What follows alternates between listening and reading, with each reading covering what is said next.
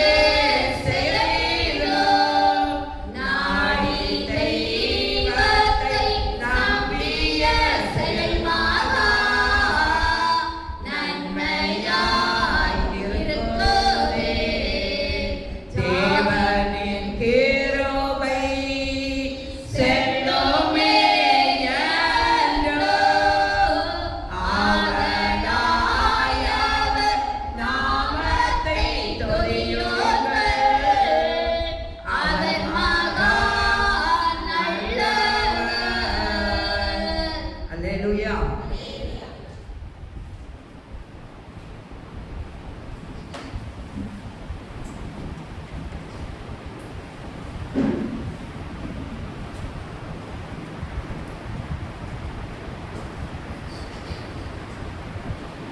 என் நேச அழகுள்ளவர், வெண்மையும் சிவப்பும் அவர். என் நேச அழகுள்ளவர், வெண்மையும் சிவப்பும் அவர். மாறிடாத நேசர் அவர், மகிமையாய் வந்திடுவார். மறுரூபமாக்கிடுவார், மகிமையில் சேர்த்திடுவார். மாறிடாத நேசர் அவர், மகிமையாய் வந்திடுவார். மறுரூபமாக்கிடுவார், மகிமையில் சேர்த்திடுவார். என் நேசர் அழகுள்ளவர், வெண்மையும் சிவப்பும் அவர். என் நேசர் அழகுள்ளவர், வெண்மையும் சிவப்பும் அவர். அல்பாவும் ஒமேகாவும் ஆனவர், முந்தினவரும் பிந்தினவரும் மாணவர். அல்பாவும் ஒமேகாவும் மாணவர், முந்தினவரும் பிந்தினவரும் மாணவர். சத்தம் பெருவெள்ளம் இருத்தல் போல, முகம் பிரகாசிக்கும் சூரியனை போல. சத்தம் பெருவெள்ளம் இருத்தல் போல, முகம் பிரகாசிக்கும் சூரியனை போல. மாறிடாத நேசர் அவர், மகிமையாய் வந்திடுவார். மறுரூபமாக்கிடுவார், மகிமையில் சேர்த்திடுவார். மாறிடாத நேசர் அவர், மகிமையாய் வந்திடுவார். மறுரூபமாக்கிடுவார், மகிமையில் சேர்த்திடுவார். என் நேசர் அழகுள்ளவர், வெண்மையும் சிவப்பும் அவர். என் நேசர் அழகுள்ளவர், வெண்மையும் சிவப்பும் அவர்.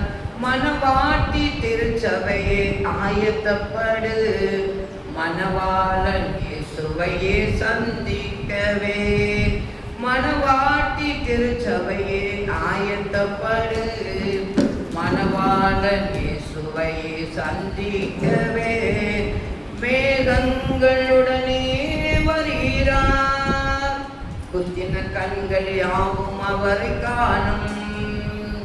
மேகங்களுடனே வருகிறார், குத்தின கண்கள் யாவும் அவரை காணும். மாறிடாத நேசர் அவர், மகிமையாய் வந்திடுவார். மறுரூபமாக்கிடுவார், மகிமையில் சேர்த்திடுவார். மாறிடாத நேசர் அவர், மகிமையாய் வந்திடுவார். மறுரூபமாக்கிடுவார், மகிமையில் சேர்த்திடுவார். என் நேசர் அழகுள்ளவர், வெண்மையும் சிவப்பும் அவர். என் நேசர் அழகுள்ளவர், வெண்மையும் சிவப்பும் அவர். தேவனின் மகிமை பிரகாசிக்கும், கர்த்தர் ஜனத்தின் மேல் பிரகாசிப்பார். தேவனின் மகிமை பிரகாசிக்கும், கர்த்தர் ஜனத்தின் மேல் பிரகாசிப்பார். ராஜாதி ராஜார சாழுவார், கர்த்தாதி கர்த்தர் அவர் நாமம். ராஜாதி ராஜார சாழுவார், கர்த்தாதி கர்த்தர் அவர் நாமம். மாறிடாத நேசர் அவர், மகிமையாய் வந்திடுவார். மறுரூபமாக்கிடுவார், மகிமையில் சேர்த்திடுவார்.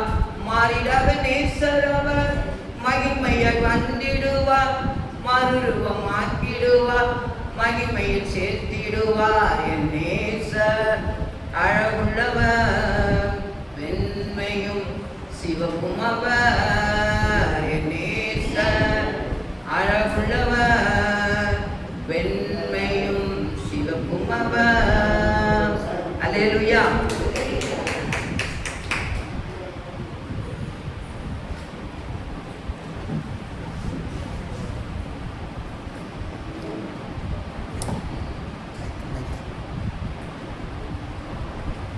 ஆண்டவராக இயேசு கிறிஸ்துவின் நாமத்தில் உங்களை வாழ்த்துகிறோம். இந்த நாளிலும் கூட ஒவ்வொரு மாதங்களிலும்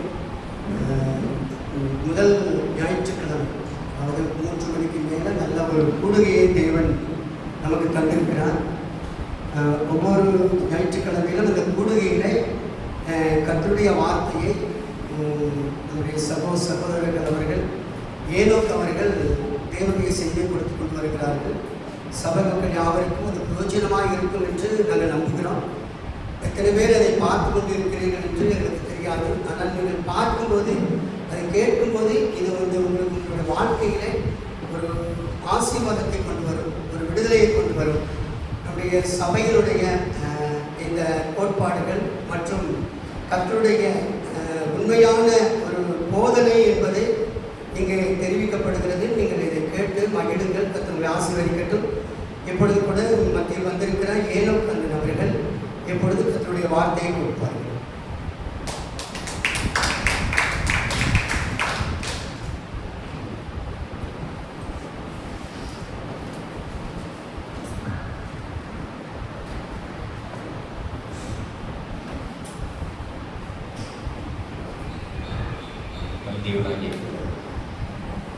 கடந்த நாட்கள் வரை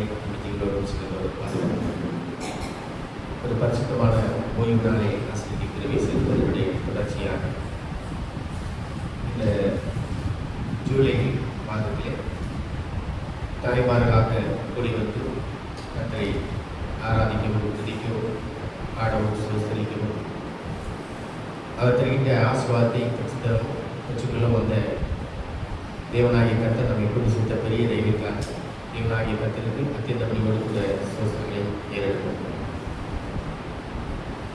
சிறிது நேரம் தியானிக்கும்படியாக நிலவுக்க வேண்டும். 136 சங்கீதம், 1 சங்கீதம், 136 சங்கீதம், 1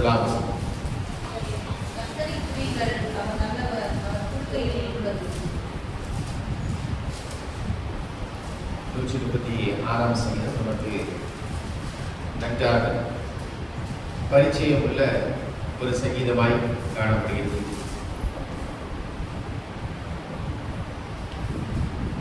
இப்பொழுதெல்லாம் நாம் ஒருமித்து கூடுகிறோமோ அப்பொழுதெல்லாம் எல்லாரும் சேர்ந்து ஏகமாக கர்த்தரை ஆராதித்து துதிக்கின்ற ஒரு பாடலாக 136 சங்கீதமானது காணப்படும். ஒரு ஆலய பிரதிஷ்டை நாளிலே சபையினுடைய மக்கள் எல்லாரும் சேர்ந்து இந்த 136 சங்கீதத்தை பாடுகின்ற பொழுது கர்த்தருடைய மகிமை நம் மத்தியிலே வந்து இறங்கி இருப்பதை நாம் தரிசிக்க முடியும், அவருடைய பிரசன்னத்தை உணர முடியும்.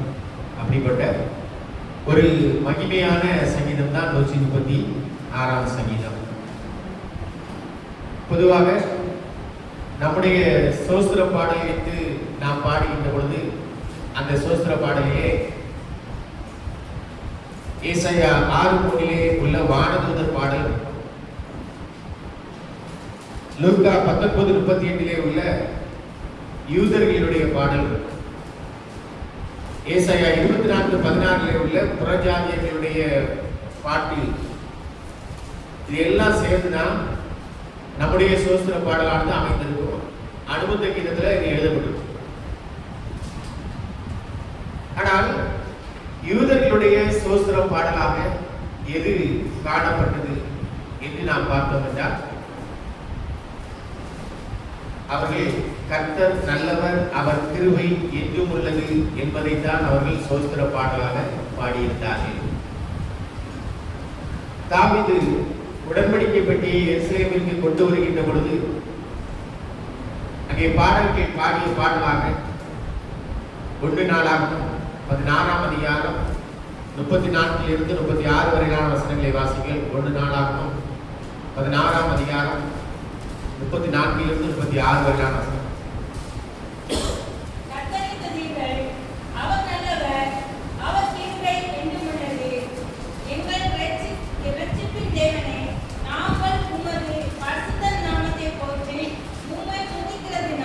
மேன்மை பாராட்டும்படிக்கு எங்களை ரட்சித்து எங்களை சேர்த்துக்கொண்டு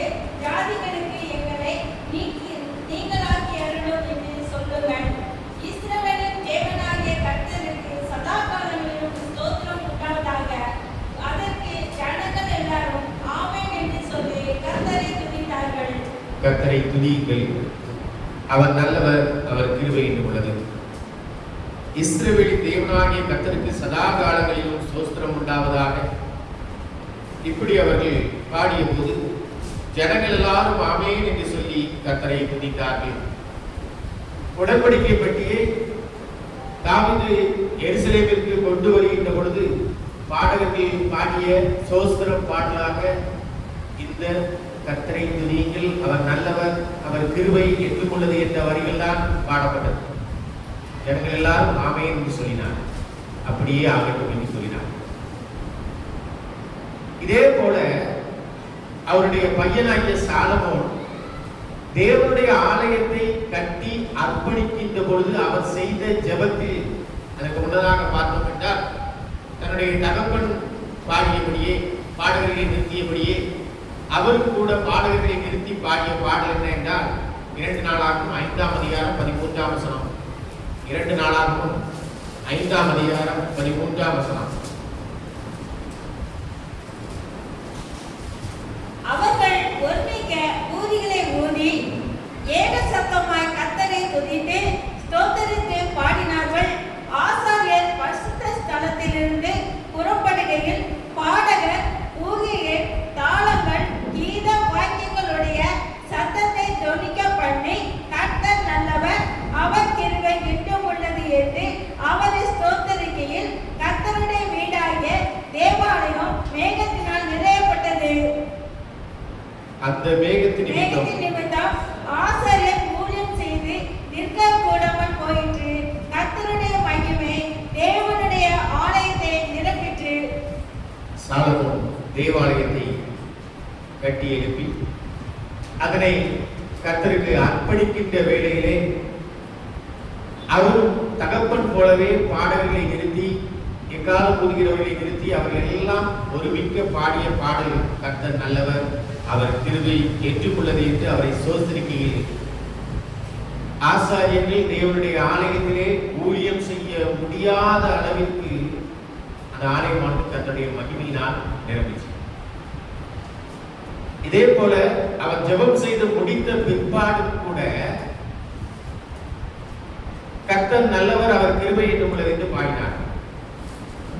7ஆம் அதிகாரம் 3ஆம் வசனத்தை வாசிங்கள்.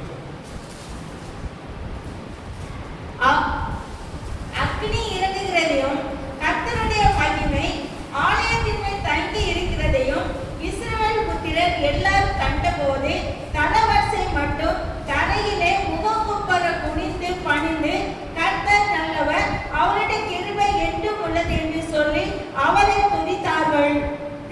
இப்ப அப்படியே ரிவர்ஸ் நடக்கும். முதல்ல அவர்கள் பாடினார்கள், கர்த்தருடைய ஆலயம் தேவனுடைய மகிமையினால் மூடப்பட்டது. இப்ப ஜெபம் பண்ணி முடித்த பிறகு கர்த்தருடைய ஆலயம் அவருடைய மகிமையினால் நிரம்பிச்சு ஜனங்கள் எல்லாம் பார்த்து பணிந்து குனிந்து எல்லாரும் கர்த்தர் நல்லவர், அவர் கிருபை என்றும் உள்ளது என்று பாடினார். இப்ப நம்ம கர்த்தர் நல்லவர், அவருடைய கிருபை என்றும் உள்ளது என்று பாடுகிற போது அது நம்முடைய வாயுடைய வார்த்தைகளாக இல்லாம நம்ம முழு மனசோடு முழு இதயத்தோடு முழு உள்ளத்தோடு அந்த பாட்டை நம்ம பாடணும் அப்படின்னா நிச்சயமாக கர்த்தருடைய பிரசன்னமும் சமூகமும் அந்த இடத்துல இருக்கும். இப்ப 91ஆம் சங்கீதத்தை ஒரு மெய்ப்பனான அவர் ரொம்ப படிச்ச ஸ்காலர் கிடையாது. ஆனா அவர் எப்பொழுதுமே 91ஆம் சங்கீதத்தை சொல்லிக்கிட்டே இருப்பார். உன்னதமானவருடைய மறைவில் இருக்கிறவன் சர்வ வல்லவருடைய நிலையை தங்குவான் சொல்லிக்கிட்டே இருப்பார். ஓயாமல் சொல்லிக்கிட்டே இருப்பார். அதை பாட்டா பாடுவார். ஒரு முறை அவர் இருந்த ஊருக்கு கொள்ளைக்காரர்கள் வந்து தாக்க போறாங்க அப்படிங்கிற ஒரு செய்தி வருகிறது. அங்க இருக்கிற போதகர் எல்லாரையும் கூட்டி உபவாசித்து ஜெபம் பண்ணியாச்சு. இரவு நேரம் வந்தது. அந்த கிடை காவலுக்கு செல்ல வேண்டும். அப்பொழுது இந்த பாமரனான சாதாரண அந்த மேய்ப்பர் நான் காவலுக்கு செல்கிறேன் என்று சொல்லி கிளம்பினார். இரவு முழுவதும் அவர் 91ஆம் சங்கீதத்தை மட்டும் பாடிக்கிட்டே இருந்தார், சொல்லிக்கிட்டே இருந்தார். இரவிலே கொள்ளைக்காரர்கள் வந்தார்கள். ஆனா இந்த எல்லையை சுற்றிலும் பார்த்தீர்கள் என்றால் அக்கினிமயமான ஒரு சுவர் இருப்பதை கண்டு அந்த கொள்ளைக்காரர்கள் இரவிலே தாக்காமல் திரும்பி போய்விட்டார்.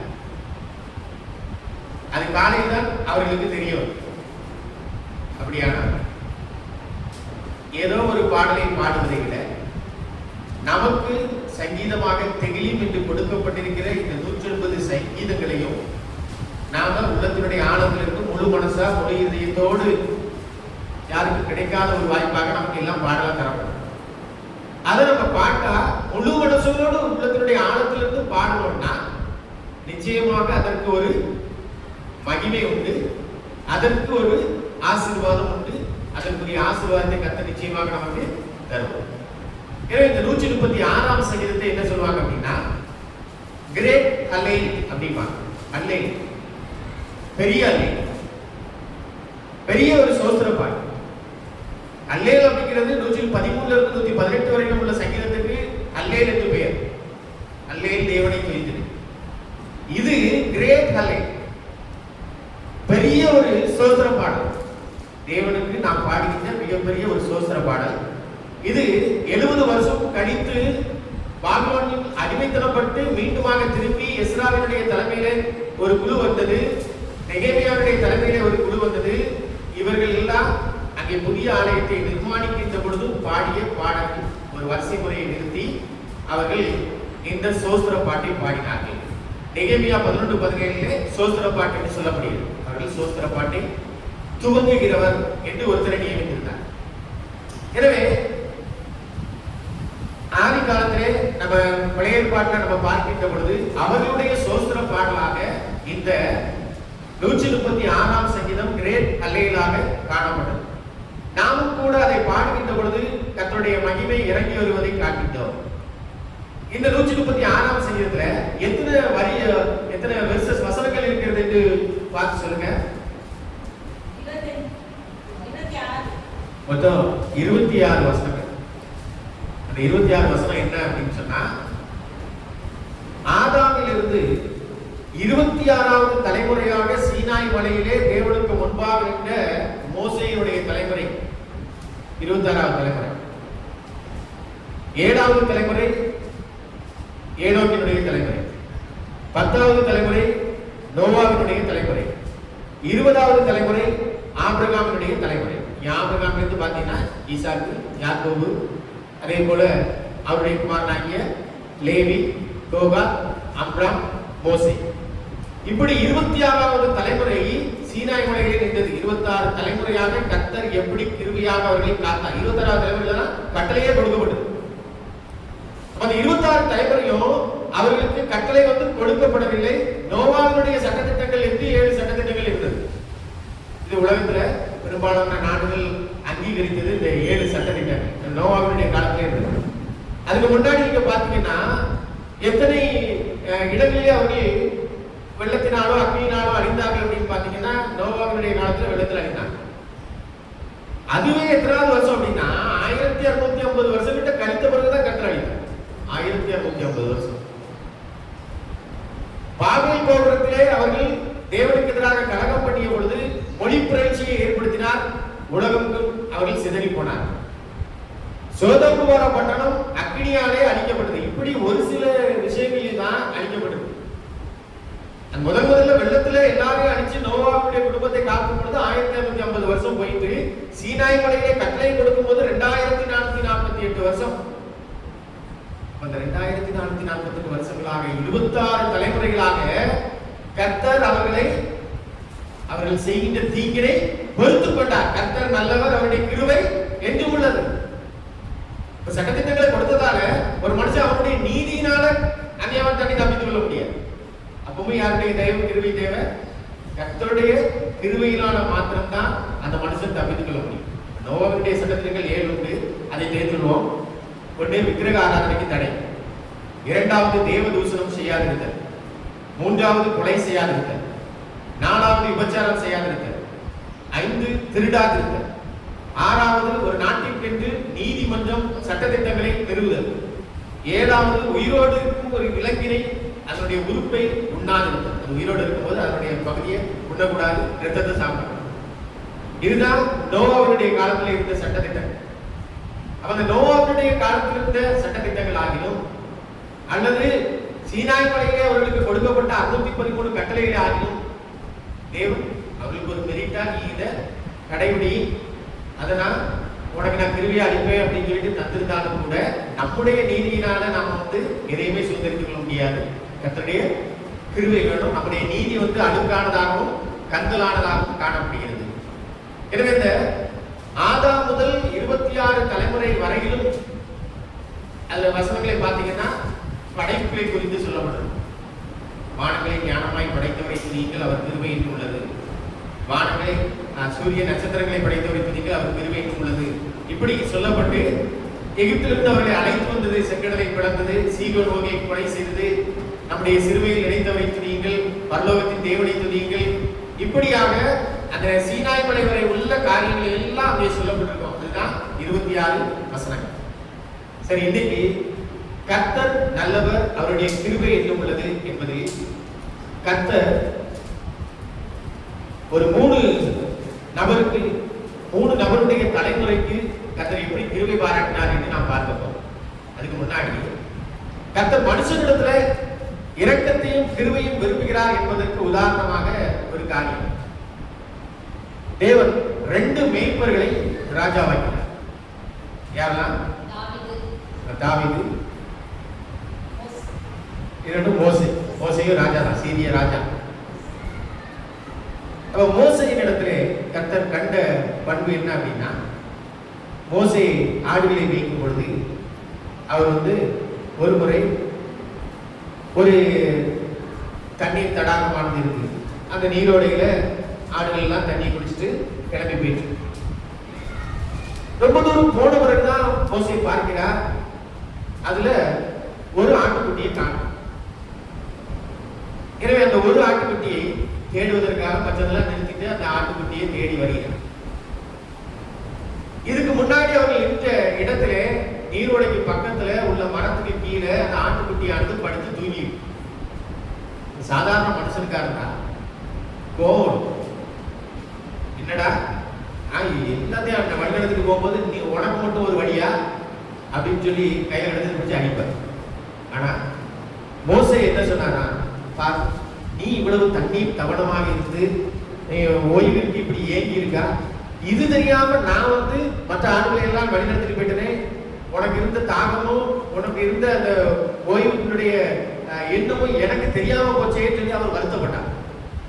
அப்ப அப்படிப்பட்ட இரக்கமும் கிருபையும் உடைய ஒரு மனுஷன் தான் என்னுடைய ஜனத்தை மேய்ப்பதற்கு தேவை என்று கர்த்தர் மோசேயை தேர்ந்தெடுத்தார். அதே போல தாவீது மேய்ப்பனா இருக்கும் போது என்ன செய்வாராம், அந்த ஆடுகள் புல் மேய்வதற்கு நுனிப்புல், அந்த புல்லினுடைய மேற்புறத்தை குட்டி ஆடுகள் மேய்வதற்கு அனுமதிப்பார். அடுத்து அதனுடைய மைய பகுதி நுனிப்புல்லை விட சற்று அதிகமான ரஃபா இருக்கும், கொஞ்சம் கூட அத வயசான ஆடுகளை கொண்டு அதுக்கு கொடுப்பாங்க. கடைசி பூமியோடு ஒட்டி இருக்கிற மிகவும் ரொம்ப பரபரப்பா ரஃபா இருக்கிற அந்த புல் பகுதியை யாருக்கு அனுமதிப்பார் அப்படின்னா, வாலிப இளம் ஆடுகள் சாப்பிடுவதற்கு அனுமதி. அப்போ ஒவ்வொருவரையும் அவர்களுக்கு ஏற்றார் போல மேய்க்கின்ற இந்த மேய்ப்பன் தான் என்னுடைய ஜனத்தை மேய்ப்பதற்கு தேவை என்று கர்த்தர் தாவீதை தேர்ந்தெடுத்தார். எனவே தேவன் மனுஷனிடத்திலும் இரக்கத்தையும் கிருபையையும் விரும்புகிறார். இன்னொரு காரியம், ஆபிரகாம் அவருடைய குமாரனாகிய இஸ்மவேல், இந்த இஸ்மவேலுக்கு ஒரு எகிப்திய பெண்ணை திருமணம் முடித்த ஒரு இடத்துல இருக்கிறார். ஆபிரகாம் இடத்துல ரொம்ப நாள் கழிச்சு ஆபிரகாம் தன்னுடைய பையனாகி இஸ்மவேலை பார்க்க போறார். இஸ்மவேலை பார்க்க போகும்பொழுது இஸ்மவேல் வீட்டில் இல்லை, அவருடைய மனைவியாகிய அந்த எகிப்து தேசத்தை சேர்ந்த பெண்மணி தான் இருக்காங்க. உடனே அந்த பெண்மணியை இவரு ஒட்டகத்துல இருந்தே கூப்பிடுறாரு, ஏவா இஸ்மவேலுக்கு இல்லையா அப்படின்னு சொல்லி கேட்கிறார். அவருக்கு இல்லை. வந்திருந்த அந்த மனுஷனிடத்துல நீ யார் எவர் என்று அந்த பெண்மணி கேட்கிறது. அதே போல நொடிக்கு ஒரு தரம் வீட்டுல இருந்த தன்னுடைய பிள்ளைகளை எரிஞ்சு விழுந்துகிட்டே இருக்கா. தன்னுடைய கணவனாகி இஸ்மவேலை குறித்து ஏசிக்கிட்டே இருக்கா.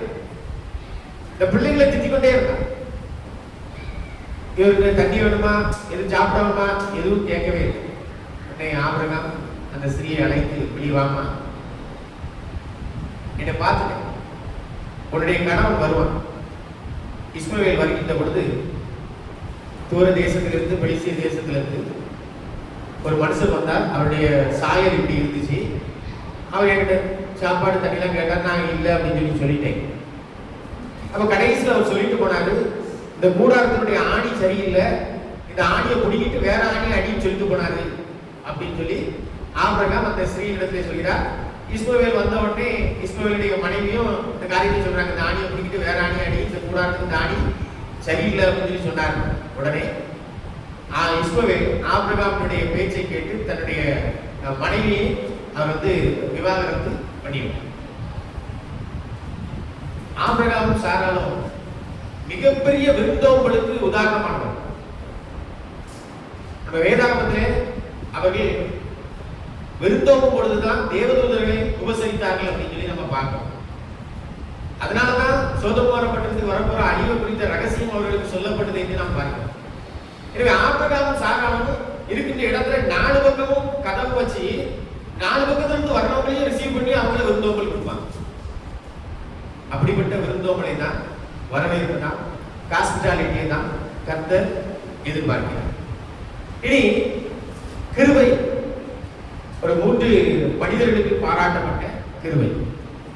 முதலாவதாக பார்க்கின்ற பொழுது 1 நாளாகமத்தின் புத்தகம் 6ஆம் அதிகாரம் 33ஆம் வசனம். 1 நாளாகமம் 6ஆம் அதிகாரம் 33ஆம் வசனம்.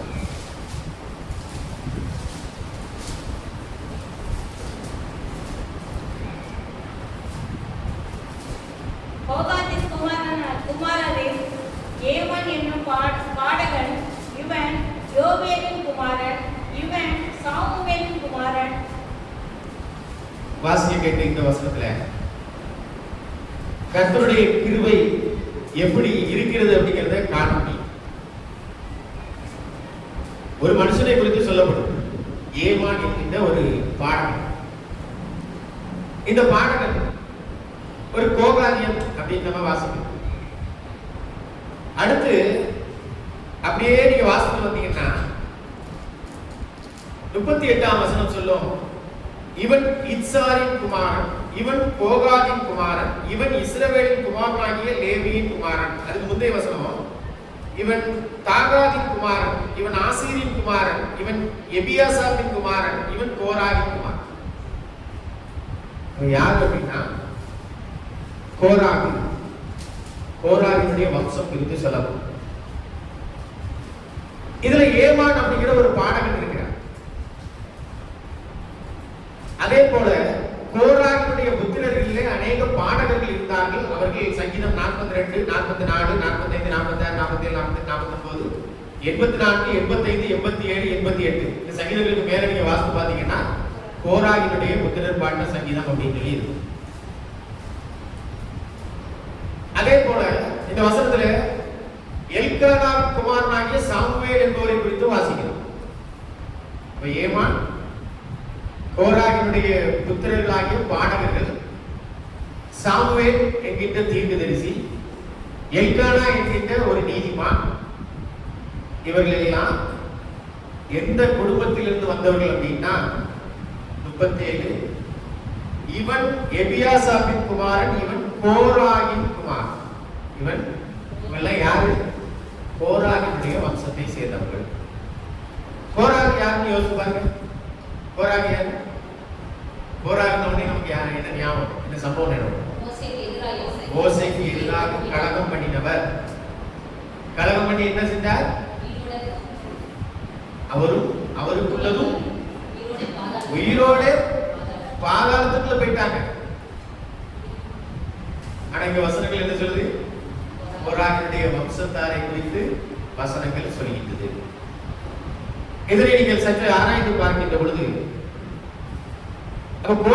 கோராகு வீட்டில் உள்ள பொருட்கள் எல்லாமே பூமிக்குள்ள போயிட்டு, அப்ப கோராகினுடைய புத்திரர்கள் பிழைக்க போய் தான் என்ன வந்திருக்கு? அவருடைய வம்சமானது இருக்கு. அவர் பெரிய தப்பு, பெரிய தப்பு. தேவன் தேர்ந்தெடுத்த மனுஷனை அவர் அங்கீகரிக்கவில்லை, ஒரு தப்பு. தேவன் அவருக்கு கொடுத்த பொறுப்பை அற்பமாக எண்ணினார், அது ஒரு தப்பு. அவருக்கு பொறுப்பு கொடுக்கணும், ஆனா அந்த பொறுப்பு அவருக்கு போதுமானதா இல்ல, அதை அவர் அற்பமா எண்ணாரு, அதை அலட்சியப்படுத்தினார். நான் இதுக்கு மேல தகுதி கிடையாது. கர்த்தர் அவருக்கு கொடுத்த பொறுப்பை அவர் ஒரு பெரிய பொறுப்பாக நினைக்கவில்லை, அதை அற்பமாக அலட்சியப்படுத்தினார்.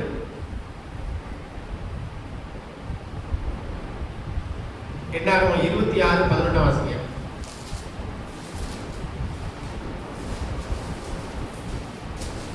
கோராகின் குமாரரோ சாகவில்லை.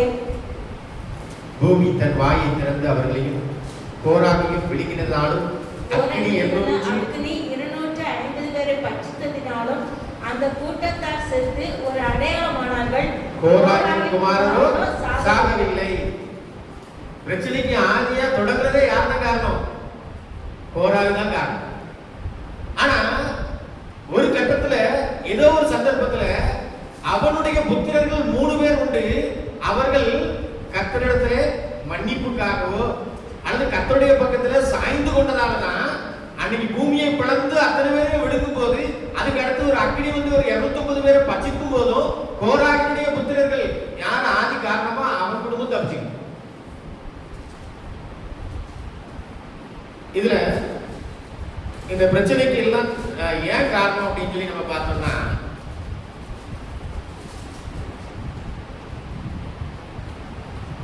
லேவியினுடைய குடும்பத்தார். ஒரு தாத்தாவுக்கு, லேவிங்கிற ஒரு தாத்தாவுக்கு 3 பிள்ளைகள் நடந்துச்சு. ஒன்று கெர்சோம் மூத்த பிள்ளை, 2வது கோகா 2வது, 3வது மெராரி. ஒரு தாத்தாவுக்கு 3 பிள்ளை. ஆனா இந்த லேவிக்கு பிறந்த எல்லா 3 பிள்ளைகளும் அவங்க பின்னாடி வர தலைமுறையும் யார் அப்படின்னா லேவியர் தான். எல்லாரும் லேவியர் தான். ஆனா இந்த நடுப்பையன் கோகாத் இருந்தார் பார்த்தீங்களா, அந்த கோகாத்திலிருந்து பிறந்த வம்சத்துக்கு என்ன பேருன்னா கோகாதியர். எல்லாருக்கும் ஒரு பொறுப்பு உண்டு. கர்த்தருடைய ஆலயத்திலே எல்லாரும் பணிவிடைக்காரர்கள், வாசல் காப்பாளராக இருப்பாங்க, இசையமைப்பாளராக காணப்படுவார்கள். அவர்கள் உடன்படிக்கை பெட்டி தூக்கி கொண்டு போறதுக்கு போவாங்க, படிமுட்டுகளை எல்லாம் தூக்கிட்டு போவாங்க. ஆனா இந்த உடன்படிக்கை பெட்டிக்குள்ள உச்சு பார்க்கும் உரிமை மற்றவங்களுக்கு கிடையாது. அதுவும் யாருக்கு அப்படின்னா இந்த கோகாதுக்கு 4 பிள்ளை. இப்ப அடுத்த தாத்தா, அந்த தாத்தாவுக்கு 4 பிள்ளை. மூத்த தாத்தா பேர் அம்ராம். அம்ராமுக்கு யாரெல்லாம் பிள்ளை? அம்ராமுடைய பிள்ளைகள் யாரெல்லாம்? நமக்கு நல்லா தெரிஞ்ச பிள்ளைகள். அம்ராம் யோகேபேத்துக்கு 3 பிள்ளைகள். மோசே, ஆரோன், மோசே, மிரியாம். அதான் மூத்த தாத்தா. கோகாதினுடைய முதல் பிள்ளை அந்த மூத்த தாத்தா அம்ராமுக்கு 3 பிள்ளைகள். இந்த 3 பிள்ளைகள் யார் அப்படின்னா சொந்தத்தர். ஆரோன் பிரதான ஆசாரியர், மோசே சீரிய ராஜா, மிரியாமும் கனமிக்க ஒரு பாத்திரத்திலே இஸ்ரவேல் ஜனங்களை காக்கின்ற ஒரு பாத்திரத்திலே அவர்களை வழிநடத்தி செல்கின்ற ஒரு பாத்திரமாக அவர்கள் காணப்பட்டார். 2வது தாத்தா யாருன்னா இத்சேயார். அந்த இத்சேயார் பையன் தான் யாருன்னு பார்த்தோம்? கோராக். 2வது தாத்தா பையன் இருக்காரு. அப்ப யாரு? மோசேயும் கோராக் யாரு? பெரியப்பா சித்தப்பா பிள்ளைகள் அண்ணன் தம்பி. இத்சேயார் பையன் தான் கோராக். 3வது தாத்தா எப்ரோன். 4வது உசியே. இந்த உசியலுக்கு ஒரு பையன் உண்டு, எல்சாபான். சரியா?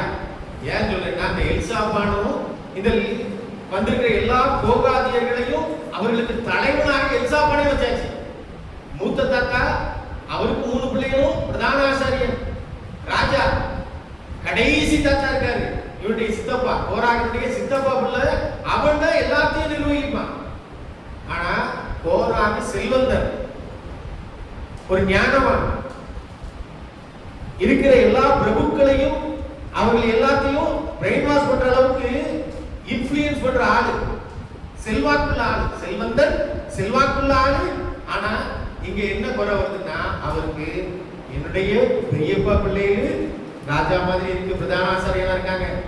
என்னுடைய சித்தப்பா, கடைசி சித்தப்பா பையன் விசியலுடைய பையன் தான் எங்க எல்லாருக்கும் தலைவனா இருக்கான். அதுல வசனமும் இருக்கு. எலிசாபா குறித்து என்ன ஆகும் 3:27 வரைக்கும் வாசிக்க வேண்டாம், நேரம் ஆகும். எனவே அவருக்கு மன உளைச்சல், இப்படி ஒரு மன உளைச்சல் இருக்கு. இப்ப இதுலதான் ஒரு பெண்ணினுடைய முக்கியத்துவத்தை பார்க்கணும். ஒரு பெண் அந்த குடும்பத்தை காப்பதனுடைய முக்கியத்துவத்தை நாம் இந்த யூதனிலே ஒரு கதையும். ஏன்னா முதல்ல இந்த பிரச்சனை பண்ணது யார் அப்படின்னா கோராக். கோராக் கூட சேர்ந்து இன்னொருத்தர் பிரச்சனை பண்ணாரு. யார் அப்படின்னா ரூபன் குடும்பத்தை சேர்ந்த தாத்தான், அபிராம், இன்னொருத்தர் இருந்தாரு ஓர் அப்படிங்கிறவர் இருந்தார். அழிஞ்சு போனது யாருன்னா தாத்தான், அபிராம் அழிஞ்சு போனாங்க, கோராக் அழிஞ்சு போனாரு. ஆனா ஓன் வந்து அழியல. ஏன் அழியல அப்படின்னா குணசாலியான ஸ்திரீ தன் வீட்டை கட்டுகிறார். அப்படி இல்லாதவளோ அந்த வீட்டை கலைத்து போடுறால், அழித்து போடுறார். அதுக்கு ஒரு கதை என்ன அப்படின்னா, இந்த கோராகு முதல்ல போய் தனக்குரிய அந்த லேவியருக்குரிய சடங்குகளை முடித்துவிட்டு திரும்பி வருகின்ற பொழுது அவருடைய மனைவி சொன்னாங்க, பார்க்க உங்ககிட்ட இல்லாத பணமா, உங்ககிட்ட இல்லாத செல்வாக்கா, எவ்வளவு பிரபுக்கள் உங்க கீழே இருக்காங்க, ஆனா உங்களுடைய பெரியப்பா பிள்ளைகள் 3 எவ்வளவு உயர்ந்த ஸ்தானத்துல இருக்கு, பிரதான ஆசாரியர், ராஜாவா இருக்காங்க. இவ்வளவு ஏன் கடைசி சித்தப்பா பையன் கூட உங்க எல்லாத்துக்கும் அவன் தலைவனா இருக்கான், உங்களுக்கு மட்டும் ஏன் இந்த கதை அப்படின்னு சொல்லி அந்த மனைவி என்ன செய்யறார் அப்படின்னா கோராகை தூண்டி விட்டார். அவர் வந்து கலகம் பண்ணுவதற்கு அது காரணம். ஆனா ஓன் வந்து கலகம் பண்ணி அன்னைக்கு ராத்திரி அடுத்த நாள் தான் அவங்க வந்து மறுபடியும் சந்திக்க போகிறார்கள். மோசே அடுத்த நாள் தான் வர சொல்லியிருக்காரு. இவர் தான் வீட்டுக்கு வர கலகம் பண்ணிட்டு. அப்போ ஓனுடைய மனைவி கேட்டாங்க, நீ எப்படி கலகம் பண்ணிட்டு வாரீங்க, நீங்க இப்போ எப்படி இருக்கீங்க? நான் வந்து மோசேயினுடைய கீழே ஒரு சீடனாக ஃபாலோவரா இருக்கேன். சரி, நாளைக்கே கோராகு வந்து தலைவராயிட்டான்னு வைங்க, நீங்க எப்படி இருப்பீங்க? நான் கோராகு தலைவருக்கு கீழே ஒரு சீடனா இருக்கேன். உங்க பொசிஷன் பதவி மாற போறது இல்லை. மோசே தலைவனா இருந்தாலும் நீங்க சீடன் தான், கோராகு தலைவனா இருந்தாலும் நீங்க சீடன் தான். அப்ப ஏன் நீங்க இந்த கலகத்தை நீங்க அவருக்கு எதிராக, தேவனுக்கு எதிராக ஏன் பண்ணிக்கிட்டு இருக்கீங்க அப்படின்னு கேட்ட உடனே அவருக்கு அப்பதான் உரைச்சிட்டார். ஆனா நான் வாக்கு கொடுத்துட்டேனே, நாளைக்கு நான் கலகம் பண்ணுவதற்கு வாரேன்னு சொல்லிட்டேனே, நான் போகாம இருக்க முடியாது அப்படின்னு அவர் சொன்ன உடனே அன்னைக்கு ராத்திரி அவருடைய மனைவி வந்து அவருக்கு வந்து மதுபானத்தை கொடுத்து அவரை உறக்க வச்சு அடுத்த நாள் போக விடாம பண்ணி அவரை கூப்பிட வந்து ஆட்களே அவரை வழியை அனுப்பிவிடல. அப்படி அவர் புத்திசாலித்தனமாக நடந்து கொண்ட பொழுது என்னாச்சு அப்படின்னா அவர் தன் வீட்டை காப்பாற்றி கொண்டார், தன்னுடைய கணவனை, தன்னுடைய குடும்பத்தை காப்பாற்றி கொண்டார். ஆனா அதே வேளையில கோராகினுடைய மனைவியோ அந்த குணசாலியை இல்லாத அந்த ஸ்ரீ தன் வீட்டை கலைத்து போட்டார், தன் குடும்பத்தை அழித்து போட்டார். ஆனா இப்படிப்பட்ட அந்த குடும்பம் தான் கோராகினுடைய குடும்பத்துல இருந்த அந்த 3 பிள்ளைகள் மனம் திரும்பினதாலே, கர்த்தருக்குள்ளாக வந்ததினாலே அவர்களுடைய பிள்ளைகள் அழிந்து போகவில்லை. பின்னாலே அவருடைய குடும்பத்தார்ல 400 வருஷம் கழித்து தான் நம்ம படிக்கணும். 1 நாளாக வாசிக்கும் பொழுது ஒரு 400-500 வருஷம் கழிச்சு, 400-500 வருடம் கழித்த பிறகு கூட அந்த குடும்பம் என்னைக்கோ அழிஞ்சு போக வேண்டியது. ஆனா என்னைக்குனாலும் ஒரு முள்ளு மாதிரி குத்திக்கிட்டே தான் இருக்கும், எல்லாரும் கேள்வி பண்ணிக்கிட்டே தான் இருப்பாங்க. மோசைக்கு எதிராக கலகம் பண்ண குடும்பத்தை சேர்ந்தவனி, உன் தகப்பன் வந்து பூமிக்குள்ள போயிட்டாரு, அவருக்கு எத்தனை கத்து சத்தம் இன்னும் எங்க காதுல கேட்டுக்கிட்டு இருக்கு, இப்படி ஒரு குடும்பத்தை சேர்ந்தவனி. ஆனா எவ்வளவுதான் அங்கே சொல்லப்பட்டாலும் கூட அவர்கள் தொடர்ந்து அங்க இருந்தபடினால்தான் 1 சாமுவேலுடைய புத்தகம் 2ஆம் அதிகாரத்திலே அண்ணால் சொல்றாங்க, கர்த்தர் பாதாளத்தில் இறக்குகிறவரும் ஏற்றுகிறவருமாய். பாதாளத்தில் அவரால் இறக்கவும் பண்ண முடியும், அந்த பாதாளத்தை இருந்து ஏறி வரவும் பண்ண முடியும். அவங்க தன் குடும்பத்தினுடைய நிலைமை தான் சொல்றாங்க. ஒரு நாளத்துல என்னுடைய மூதாதையர்களாகிய கோராகோ அவருடைய பொருட்களும் பாதாளத்தில் இறங்கியது. இன்னைக்கு கர்த்தர் மறுபடியும் அந்த பாதாளத்துல இருந்து மேல ஏறி வர பண்ணுகிறார் குடும்பத்தை. அவரால் கொல்லவும் முடியும், உயிர்ப்பிக்கவும் முடியும் அப்படின்னு சொல்லி சொன்னார்.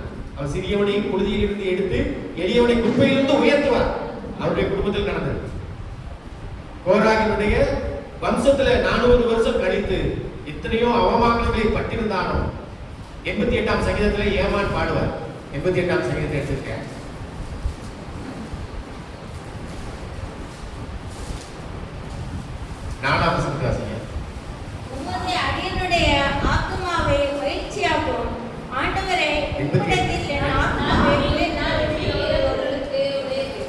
38:4.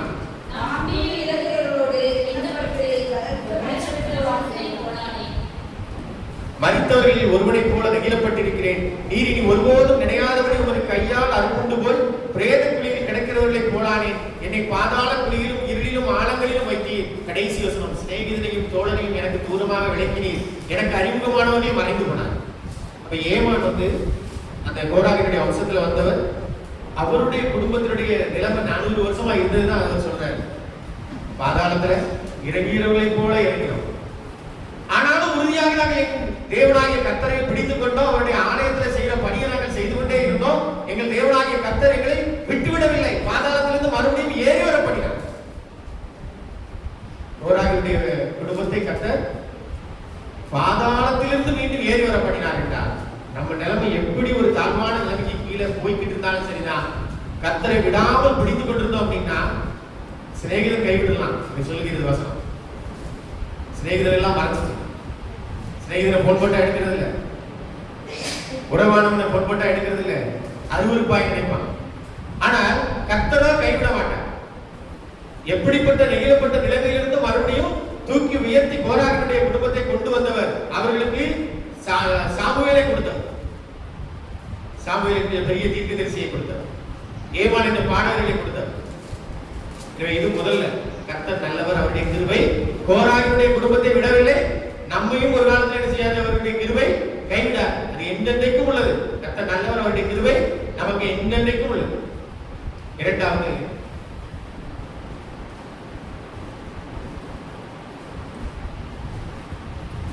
ஆதியாகமம் 35ஆம் அதிகாரம் 18. ஆதியாகமம் 35ஆம் அதிகாரம் 18. மரண காலத்தில் அவன் ஆத்துமா பிரியும் போது அவன் அவனுக்கு பெண்ணானே என்று பெயரிட்டார். அவன் தகப்பனா அவனுக்கு பென்யமீன் என்று பெயரிட்டான்.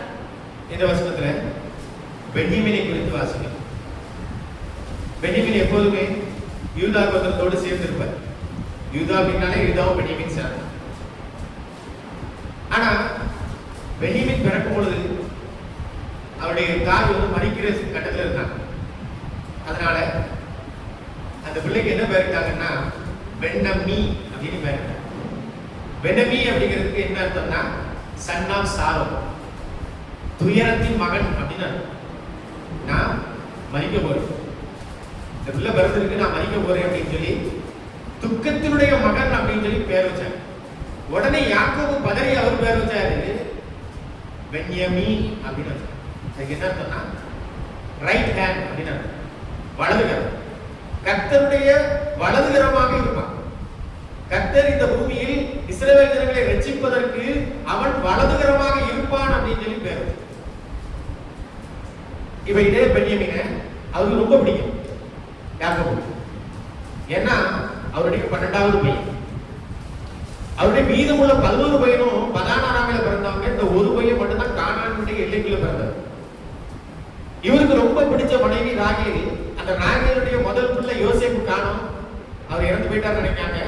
ஆனா அவருடைய ராகேலுடைய 2வது பையன் தான் யாரு, பென்யமீன். அப்போ யோசேப்பு மேல இருந்த எல்லா பாசமும் யார் மேல காணப்படுது, அவருக்கு பென்யமீன் மேல காணப்படுது. ஆனா அப்படி பாசமா இருக்கிற அந்த புத்திரனுக்கு அவர் கொடுத்த ஆசீர்வாதத்தை பார்த்தோம்னா அது ஒரு தீர்க்க தரிசனம். பாசமா இருக்க பிள்ளைக்கு அப்படி சொல்ல மாட்டோம், அது ஒரு தீர்க்க தரிசனமாக இருக்கும். ஆதியாகமம் 49:27 அவர் பென்யமீனை ஆசீர்வதிக்கும் பொழுது இப்படி சொல்றாரு. ஆதியாகமம் 49:27.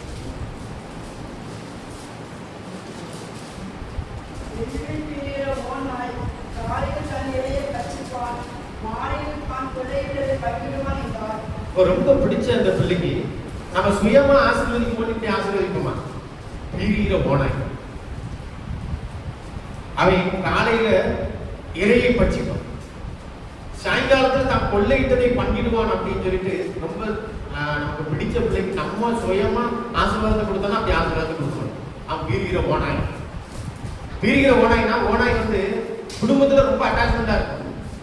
குடும்பத்துல உள்ளவங்களுக்கு அதிக விசுவாசமா இருக்கும். அந்த ஓனாய் என்ன செய்யும் அப்படின்னா எதிர்பாராத தாக்குதலை நிறுத்தும். அதான் ஓனாயினுடைய விசேஷம். பென்யமீனை பீறுகிற ஓனாய் காலையிலே இறையை பட்சிப்பான், மாலையிலே தான் பங்கிட்டதை கொள்ளையிட்டதை அவன் என்ன செய்வான், பங்கிடுவான் அப்படிங்கிற ஒரு ஆசீர்வாதம். அவ்வளவுதான், குறுகலா தான் இருக்கும். யோசேப்பு கொடுத்துற ஆசீர்வாதம் அதுக்கு முன்னாடி பாருங்க, கடிதம் திராட்சை செடிக்கெல்லாம் ரொம்ப ஆசீர்வாதம் கொடுத்துருப்பாரு. ஆனா அவருக்கு பிடிச்ச இன்னொரு பிள்ளைக்கு இந்த ஆசீர்வாதத்தை தான் சுயமா கொடுத்தோம், அப்படி ஒரு ஆசீர்வாதத்தை கொடுக்க மாட்டோம். தீர்க்க தரிசனமாக தான் எல்லா ஆசீர்வாதத்தையும் அவர் கொடுக்குறாரு. இதே ஆசீர்வாதத்தை மோசே கொடுக்கும் பொழுது எப்படி கொடுக்கிறாரு பாருங்க. உபாகமம் 33:12. உபாகமம் 33:12. பென்யமீனை குறித்து கர்த்தருக்கு பிரியமானவன் அவனோட சுகமாய் தங்கியிருப்பான். அவனை எந்நாளும் அவர் காப்பாற்றி அவன் எல்லைக்குள்ளே பாசமாய் இருப்பார் என்றான். இப்போ தகப்பன் கொடுத்த ஆசீர்வாதம் வந்து அப்படியே முற்றிலும் மாறுபட்ட ஆசீர்வாதத்தை கர்த்தருக்கு பிரியமானவன் அவருடைய சுகமாய் தங்கியிருப்பான். அவனை எந்நாளும் அவர் காப்பாற்றி அவன் எல்லைக்குள்ளே வாசமாய் இருப்பார். இப்போ முதல்ல அந்த தகப்பன் கொடுத்த ஆசீர்வாதத்தை நம்முடைய வசனம் இல்லை, யாராவது வீட்டில் எழுதி போட்டு பிரிகிற ஓனாய் கூட இருக்கணும்னு எழுதி போடுமா? காலையில வந்து இறையை பற்றிப்பான், மாலையிலே கொள்ளிட்டதை பண்ணிடுவான், எழுதி கூடமா போடமா. ஆனா இந்த வசனத்தை என்ன செய்வோம்? கர்த்தருக்கு பிரியமானவன் என்னாலும் கர்த்தரிடத்துல தங்கி இருப்பான், என்னாலும் கர்த்தர் அவனுடைய இலையில தங்கி இருப்பார். இப்படிப்பட்ட ஆசீர்வாதத்தை நம்ம விரும்புவோம்.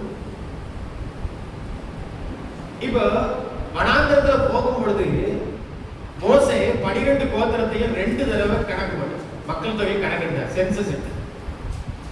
முதல் தடவை கணக்கெடுக்கும் பொழுது பென்யமீனுடைய எண்ணிக்கையை பாருங்க. என்னாகும் 1ஆம் அதிகாரம் 36-37. என்னாகும் 1ஆம் அதிகாரம் 36-37.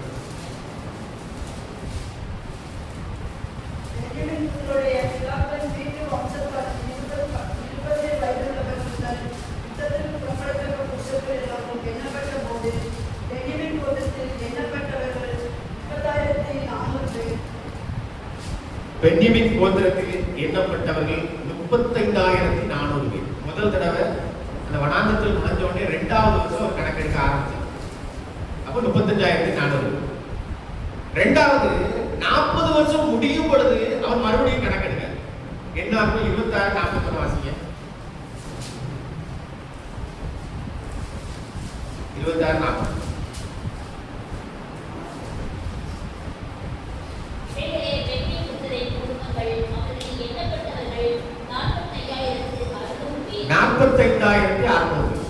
குறைவு. 40 வருஷத்துல அவருடைய எண்ணிக்கை 28% கூடி. பென்யமீனுடைய எண்ணிக்கை 28% தானே, 10,000 தானே அப்படின்னு சொல்லி நமக்கு தோணும். ஆனா அதிகம் அளவுல கூண்டது யார் அப்படின்னா மனாசே கோத்திரம். 62% கூடும். முதல் சென்சஸ்க்கும் 2வது சென்சஸ்க்கும் இடையில மனாசே கோத்திரம் 62% கூடும். அதுக்கு அடுத்தது யார் அப்படின்னா பென்யமீன் கோத்திரம் தான், 28.8. சீமோன் கோத்திரத்தை பாத்தீங்கன்னா அவர்கள் 62% குறைவா. சீமோன் கோத்திரத்துல 62% முதல் சென்சஸ்க்கு 2வது சென்சஸ்க்கு இடையில குறைஞ்சு போறாங்க. ஏன்னா பெரிய பாதகம், பொன் கத்தி குட்டி, கோராகுடைய கலகம், அதே போல பாலாம் விஷயத்திலே அவன் தடுக்கல்ல வைத்த பொழுது விபச்சாரத்தை வீழ்ந்து போனது, இது எல்லாம் நீங்க பாத்தீங்கன்னா சிமியோன் கோத்திரம் மேஜரா இருப்பாங்க. அதனால வாதையும் ஒரு இடத்துல அதிகமா இருந்துச்சு. எனவே சிமியோன் கோத்திரம் 62% குறைந்தது. பென்யமீன் கோத்திரம் எந்த பெரிய பாதகத்திலையும் உள்ள போய் ஈடுபடல, எந்த பெரிய பாவத்தையும் செஞ்சிருக்க மாட்டாங்க. அவர்கள் 28% அதிகரித்திருந்தார். ஆனால் இப்படிப்பட்ட பென்யமீன் கோத்திரத்தால் ஒரு நாளிலே அழிஞ்சு போற சூழ்நிலைக்கு வந்துட்டாங்க. இங்கதான் கர்த்தருடைய கிருபையை நம்ம பார்க்கணும். இவ்வளவு நேரம் நம்ம பார்க்கும் பொழுது தகப்பன் விரும்புகிறபடியே அதிகரிக்கிறான். 10,000 நாளும் 28% அதிகரிச்சிருக்கான். நியாயாதிபதிகளுடைய புத்தகத்திலே பென்யமீன் கோத்திரத்தார் ஒரு பெரிய பாவத்தை செய்தார்கள். அதனால அவங்களிடத்துல இருந்தவர்களுடைய எண்ணிக்கை வெறும் 600 மாறி போச்சு. வாசிங்க நியாயாதிபதிகள் 20ஆம் அதிகாரம் 47-48. நியாயாதிபதிகள் 20ஆம் அதிகாரம் 47-48. 600 பேர் திரும்பி கொண்டு ஓடி வனாந்தரத்தில் இருக்கிற ரிம்மோன் கன்மலைக்கு போய் ரிம்மோன் இன்னும் தங்களை 4 மாதம் இருந்தார்கள். இஸ்ரவேலோ பென்யமீன் கோத்திரத்தில் திரும்பி பட்டணத்தில் மனுஷர் தொடங்கி மிருகம் மற்றும் கண்டவைகள் எல்லாவற்றையும் பட்டயங்களினால் வெட்டி கண்ட பட்டணங்களை எல்லாம் அக்கினியால் கொளுத்தி போட்டார்கள். இங்கே பென்யமீன் கோத்திரத்தில் இத்தனை பேர் மட்டும்தான் இருந்தாங்க, 600 பேர் பண்ணாங்க. ஏன் அப்படி அவர்கள் செய்த பெரிய பாவம் என்ன? வெட்டி போடுறது யாரு? இஸ்ரவேல் தான் வெட்டி போட்டாங்க. மீதி உள்ள 11 கோத்திரமும் சேர்ந்து பென்யமீன் கோத்திரத்தை வெட்டி போட்டது. அவங்க குடும்பத்துல போய் ஊருக்குள்ள இருந்தவங்க எல்லாம் வெட்டி போட்டாங்க. இப்ப 600 பேர் மட்டும்தான் இருக்காங்க. ஏன் அப்படி ஒரு நிலைமை உண்டாச்சு அப்படின்னா, லேவி மனுஷன் ஒரு மனுஷன், அது வேதாகமத்துல நமக்கு விவரமா இருக்கும். சுருக்கமா சொல்றேன். அந்த லேவி அவருக்கு ஒரு மறுமனையார். அவள் தன்னுடைய வீட்டுக்கு போயிருந்தார், தகப்பன் வீட்டு. இப்ப லேவி போய் தன்னுடைய மனைவி அழைச்சிட்டு வரணும் போறாரு. போன இடத்துல அவருடைய மாமனார் அவரை நல்லா கவனிச்சு 3 நாள் கவனிச்சாரு, 4 நாள் கவனிச்சாரு. 5ஆவது நாள் இவர் கிளம்பும் போதும் நீ கிளம்பாத, கேட்டு சாப்பிடுவோம் அப்படின்னு சொல்ற அளவுக்கு கவனிச்சுட்டே இருந்தார். கடைசியில இவர் யோசித்தாரு, இப்ப நம்ம போற காரியத்துக்கு தடவிடக்கூடாது, எப்படினாலும் சரி இன்னைக்கு கிளம்பிட வேண்டியதான் அப்படின்னு சொல்லி ஒரு மாலை வேலையிலே அவர் 5ஆவது நாள் கிளம்பிட்டார். அவரும் அவருடைய மனைவியும் அவருடைய மனைவி வீட்டுக்கு போயிருந்தாங்க. அங்கிருந்து அழைச்சிட்டு வராங்க. அவருடைய வேலைக்காரங்க போறாங்க. அவங்களோட கூட கழுதையில பொருட்களை வைத்து அழைத்து கொண்டு போறாங்க. எபூசி அப்படிங்கிற ஒரு இடத்துக்கு வராங்க. எபூசி தான் எருசலேம். வேலைக்காரன் சொல்றா, நம்ம எபூசியில தங்குவோம், எருசலேம்ல தங்குவோம் அப்படின்னு சொல்றாங்க. இவர் சொன்னாரு, எருசலேம்ல இருக்கிறவங்க எபூசியர்கள், நம்ம ஜனமே கிடையாது. அதனால நம்ம இங்க வேண்டாம், ஒண்ணு கிபியாவுல தங்குவோம், இல்ல ராமாவுல தங்குவோம், அங்கதான் நம்ம ஜனங்கள் இருக்காங்க. அந்த வேலைக்காரனுடைய ஆலோசனையை தள்ளி போட்டுட்டு இவரு கிபியாவுல போய் தங்கினார். இப்ப தங்குறதுக்கு இவருக்கு தேவையானது எல்லாமே இருக்கு, கழுத முதற்கொண்டு தேவையான சாப்பாடு தண்ணி எல்லாமே இருக்கு. ஆனா தங்குறதுக்கு யாருமே இடம் கொடுக்க மாட்டாங்க, தெருவுல தான் இருக்காரு. அப்ப அந்த வழியா ஒரு வயதான மனுஷன் வராரு, எப்ராஹிம் மனுஷன் ஒருத்தர் வயசானவர் வராரு. நீங்க தெருவுல எல்லாம் தங்கண்டாம், இவர் என்ன சாப்பிட சாப்பாடு தண்ணி எல்லாமே இருக்கு அப்படிங்காரு. நீங்க தெருவுல மட்டும் தங்காங்க, என் வீட்டுக்கு வந்திருக்கு அப்படின்னு சொல்லி அவர் கூட்டு போறாரு. சோதோம் குமார பட்டணத்துல என்ன பாவம் நிலவியதோ அதே பாவமானது இந்த பென்யமீனர் இருந்த கிபியாவிலே இருந்தது. யோசேப்பு அவருடைய சகோதரராகிய பென்யமீன், அந்த பென்யமீன் கோத்திரம் இருந்த அந்த கிபியாவுல சோதோம் குமார பட்டணத்துக்கு நிகரான பாவமானது காணப்பட்டது. சோதோம் குமார பட்டணத்து ஜனங்கள் எப்படிப்பட்டவங்கன்னா, உனக்குள்ளதை நீ வச்சுக்க, எனக்குள்ளதை நான் வச்சுக்கிறேன், உனக்குள்ளது எனக்கு வேண்டாம், எனக்குள்ளது உனக்கு வேண்டாம். இதான் அவங்களுடைய ஒரு பாலிசி. எனக்குள்ளது நான் மட்டும் தரைய மாட்டேன், உன்கிட்ட எனக்கு வேண்டாம். இதுதான் அவங்களுடைய பாலிசியாக இருக்கு. இதே பாலிசி தான் யாரிடம் இருந்தது? பென்யமீனராகிய கிபியா ஜனங்களிடத்திலும் காணப்படுது. அவர்களிலே ஒரு சில வாலிபர்கள் சோதோம் பட்டணத்திலே இருந்த வாலிபர்கள் எப்படி லோத்தினுடைய வீட்டை சுற்றி வந்தார்களோ அதே போல இவருடைய வீட்டை சுற்றி உன்னிடத்தில் வந்திருக்கிற மனுஷனை நாங்கள் அறிய வேண்டும், நீ அனுப்பி வை அப்படிங்கும் பொழுது, அந்த மறுமனையாட்டியை நான் அனுப்பி வைங்க, என்னுடைய மகளை நான் அனுப்பி வைங்க, என்ன வேண்டுமானாலும் செய்து கொள்ளுங்க, அந்த லேவி மனுஷனை நீங்க ஒன்றுமே செய்யக்கூடாதுன்னு அவர் சொன்னார். நீங்க பாருங்க, அப்படியே அதே பாவம் சோதோம் பட்டணத்தில் இருந்த அதே பாவம் இந்த பென்யமீனர் செய்தார்கள். தேவனுடைய 12 கோத்திரத்துல ஒரு கூட்டமானது செய்தது. அடுத்த நாள் காலையில அந்த மறுமனை ஆக்கியவர்கள் வீட்டு வாசல்ல செத்து கிடக்காங்க. இவர் உடனே கழுதியில தூக்கி போட்டுக்கொண்டு தன்னுடைய ஊருக்கு போனாங்க. போய் 12 துண்டாக வெட்டி 12 கோத்திரத்துக்கு அனுப்பி வச்சு, எனக்கு நடந்த இந்த மோசமான காரியத்தை குறித்து நீங்கள் விசாரிக்க வேண்டும் என்று சொன்னார். உடனே எல்லாரும் அங்கே மிஸ்பாவிலே கூடி வந்தார்கள். மிஸ்பாவிலே கூடி வருகின்ற பொழுது அவர்கள் பென்யமீன் கூட்டத்தை பார்த்து, யாரு கிபியாவில் தப்பு பண்ணாங்களோ அவங்கள ஒப்படைங்க, அந்த மனுஷர்களை ஒப்படைங்க, அந்த கூட்டத்தை நீங்க ஒப்படைங்க அப்படின்னு சொல்லும் போது, அந்த பென்யமீன் மூத்த மனுஷர்கள் யாருமே அதை சப்போர்ட் செய்யல, நாங்க அதை கொடுப்போம் அப்படின்னு சொல்லல. அந்த வாலிபர்களை அந்த கூட்டத்தினரை கொடுக்க அவர்கள் மறுத்தபடியினாலே இந்த 11 கோத்திரத்தாரும் அங்கே முடிவெடுத்தார்கள், இனி பென்யமீன் கோத்திரத்தாருக்கு நாங்கள் யாரும் பெண் கொடுப்பதில்லை என்று முடிவெடுத்தார். அந்த கல்யாணம் பண்ணி கொடுக்க. இரண்டாவது, நம்ம எல்லாம் சேர்ந்து அந்த பென்யமீன் கூட்டத்தாரோடு கூட போர் தொடுத்து போவோம் அப்படின்னு சொல்லி ஒட்டுமொத்தமாக 11 கோத்திரத்தை சேர்ந்தவர்கள் 4 லட்சம் பேர் சேர்ந்து அவர்கள் 26,000 பென்யமீனர்கள் போர் தொடுக்கிற அளவில் இருந்தவர்கள் அந்த 26,000 பேருக்கு எதிராக 4 லட்சம் பேரும் போனாங்க. அப்ப அவர்கள் போய் கர்த்தரிடத்தில் விசாரித்தார்கள். முதல் நாள்ல எப்படி விசாரிச்சாங்க தெரியுமா? யார் முதலில் போர்ந்தெடுத்து போவது என்று விசாரித்தார். எங்கள் சகோதரனாகிய பென்யமீனுக்கு எதிராக போர்ந்தெடுத்து போலாமா வேண்டாமான்னு சொல்லி போய் முதல்ல கேட்கல. ஏன்னா அவன் என்ன, நீதி எங்கள் பக்கம் தான், நியாயம் எங்க பக்கம் தான், நீதியும் நியாயமும் எங்கள் பக்கத்தில் இருந்தால் நாங்கள் போரில் வெற்றி பெறுவோம் அப்படின்னு நினைச்சிட்டு போனாங்க. கர்த்தருடைய துணையை அவர்கள் எதிர்பார்க்க. யார் போன முதல்ல? சரி, யூதா. அவர்கள் முதல் நாளிலே போன போது 22,000 பேர் வெட்டுப்பட்டாங்க. 4 லட்சம் பேர் இருக்கும், 26,000 பேர் நான் எளிதா ஜெயிச்சிடலாம் அப்படின்னு போனாங்க. ஆனால் போகின்ற பொழுது முதல் நாளிலே 22,000 பேர் வெட்டுப்பட்டு தோற்று போதி வந்தாங்க. 2வது நாளும் யோசிக்கல. 2வது நாள் போனான், நாங்க 4 லட்சம் பேர் இருக்கோம், 26,000 பேர் தானே, நீதிய நியாயம் ஞாபகத்தில் தானே நான் போனா ஜெயிப்பேன் அப்படின்னு போனான். 18,000 பேர் மறைந்து போனான். 3வது நாள் தான் பயந்து என்ன செஞ்சாங்கன்னா உபவாசித்து ஜெபம் செய்து கர்த்தரிடத்திலே அவர்கள் இப்ப விசாரித்தார்கள். எப்படி விசாரித்தார்கள்னா, எங்கள் சகோதரனாகிய பென்யமீனுக்கு எதிராக நாங்கள் போகலாமா போகக்கூடாது. முதல் நாள் கேட்க யார் போன முதல்ல கேட்க. ஏன்னா நீதி நியாயம் ஞாபகத்தில் இருக்கு, நான் போனா ஜெயிப்புங்கிற ஒரு தைரியமும் அது செருக்கு திமிர் அப்படின்னு. இப்போ போய் கேட்கிறார், உபவாசித்து ஜெபம் பண்ணி கர்த்தரிடத்திலே முறையாக எங்கள் சகோதரனாகிய பென்யமீனுக்கு எதிராக நாங்கள் போலாமா போகக்கூடாதாங்க, நீ போ அப்படின்னு. இப்போ ஒரு திட்டத்தோடு கூட அவர்கள் போனார்கள். 3வது நாளிலே அவர்கள் வெற்றி கொண்டார்கள். வெற்றி கொண்டது மட்டுமல்லாமல் வெறும் 600 பேர் மட்டும்தான் இப்ப பென்யமீன் கோத்திரத்துல மீதி இருக்காங்க. இது ஒரு பக்கம்.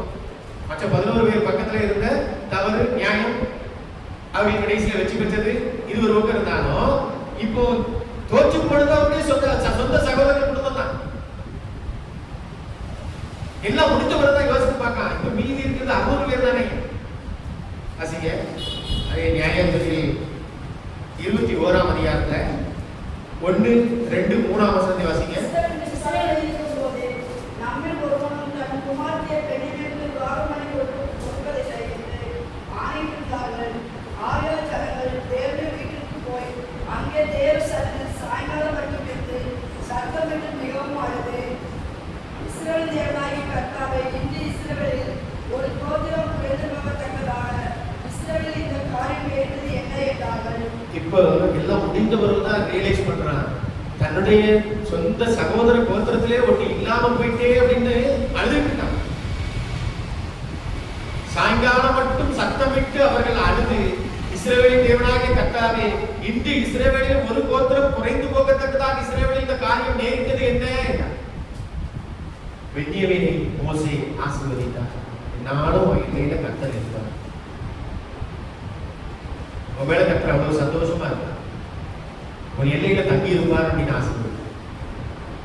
1வது சென்சஸ் 2வது சென்சஸ் இதுல எதையுமே அவருக்கு குறைந்து போகும். ஆனா சோதோம் குமார பட்டணத்துக்கு ஒத்த ஒரு பாவமானது அவர்களிடத்துல வந்த பொழுது அந்த கோத்திரமே இல்லாமல் போகும் அளவுக்கு அவர்கள் குறைந்து போனார்கள். 600 பேர் மட்டும் தான் இருக்காங்க. 600 பேர் எங்க போய் தங்கிட்டாங்கன்னா ரிமோன் அப்படிங்கிற ஒரு மலையில போய் தங்கிட்டாங்க. ரிமோன் அப்படின்னா மாதளம்பழம். மாதளம்பழையில எத்தனை சொல்ல இருக்கு பார்த்துருக்கோம்? 613. 600 பேர் இருக்காங்க. அதான் ரிமோன். அந்த 600 பேரும் ஒரு பழத்துல இருக்க 600 விதையை கொண்டு கர்த்தர் மறுபடியும் அவர்களை எழுப்பினார். இந்த 600 பேருக்கு அவங்க கூட இருந்த சகோதர கோத்திரங்கள் என்ன செஞ்சிச்சு? கல்யாணம் வேலை பண்ணி கொடுக்க மாட்டேன்ட்டான். எனவே அந்த விஸ்வாவில் கூடி வராம அந்த போருக்கு வராம இருந்தது யாருன்னு பார்த்தா யாபேசியுடைய குடிகள் வரல. உடனே அவங்க ஊர்ல போய் இவர்கள் போரிலே ஆண் மக்களை எல்லாம் வெட்டிவிட்டு ஒரு 400 பெண்களை அழைத்து வந்து, கன்னிகைகளை அழைத்து வந்து 400 பேருக்கு திருமணம் முடித்து வைத்தார்கள். அப்பொழுதும் 200 பேருக்கு தட்டுப்பாடு வந்தது பெண் மக்களிலே.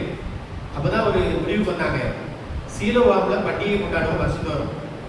அந்த பண்டிகையை கொண்டாடுகின்ற பொழுது நம்ம வேற கோத்திரத்தை சேர்ந்தவர்கள் நம்முடைய வாலிப பெண்களோடு நம்ம வரும்பொழுது இந்த 200 பேரும் பதிவிருந்து அந்த பெண்களை தூக்கி கொண்டு போய் கல்யாணம் பண்ணிக்கலாம். அப்படி அவர்கள் கல்யாணம் பண்ணி கொண்டு வார்கள் என்றால் தகப்பனார் மேல தப்பு கிடையாது. அந்த சாபம் அவர்கள் மேல வராது. நீங்க கல்யாணம் பண்ணி கொடுக்க மாட்டோம்னு சொன்னீங்க, அந்த சாபம் உங்க மேல வராது. மீதி உள்ள 200 பேரை இப்படி திருமணம் செய்து கொள்ளட்டும் என்று அவர்கள் முடிவெடுத்தார்கள். இதெல்லாம் வேதாகமத்தில் நம்ம வாசிக்கிற வசனங்கள் தான். எனவே இப்படி அவர்களுடைய சகோதர கோத்திரங்கள் எல்லாம் சேர்ந்து இந்த 600 பேரும் அழிந்து போய் வரக்கூடாது என்று அவர்கள் ஒரு நாளிலே இரக்கம் பாராட்டினார்கள். கர்த்தருடைய இரக்கம் இது எப்படியாக பின்னாலே வந்தது என்றால், வெறும் 600 பேராக இருந்தவர்கள், ஒரு மாதுளம்பழத்தில் இருந்த ஒரு விதையை போல இருந்தவர்களே பின்னாடி இந்த பென்யமீன் கோத்திரத்தில் யாரை தேர்ந்தெடுத்தார்?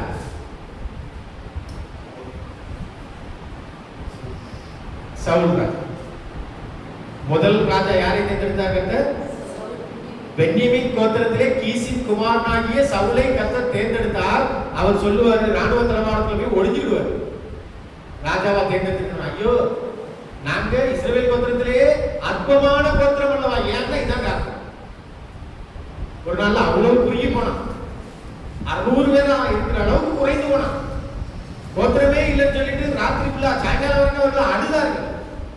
அப்படிப்பட்ட கோத்திரத்தை சேர்ந்த அந்த குடும்பத்தில இருந்து தான், அந்த பென்யமீன் கோத்திரத்தில இருந்து தான் கர்த்தர் கிருபையாக முதல் ராஜாவாகிய சவுலை தேர்ந்தெடுத்தார். அவர் பார்வையிலே ஒரு அற்பமான கோத்திரம், அதுலயும் அற்பமான குடும்பம் அல்லவா நான் அப்படின்னு சொல்றவர் தான் கர்த்தர். இப்ப தகப்பன் யாக்கோபினுடைய ஆசீர்வாதங்கள் நிறைவேறியது.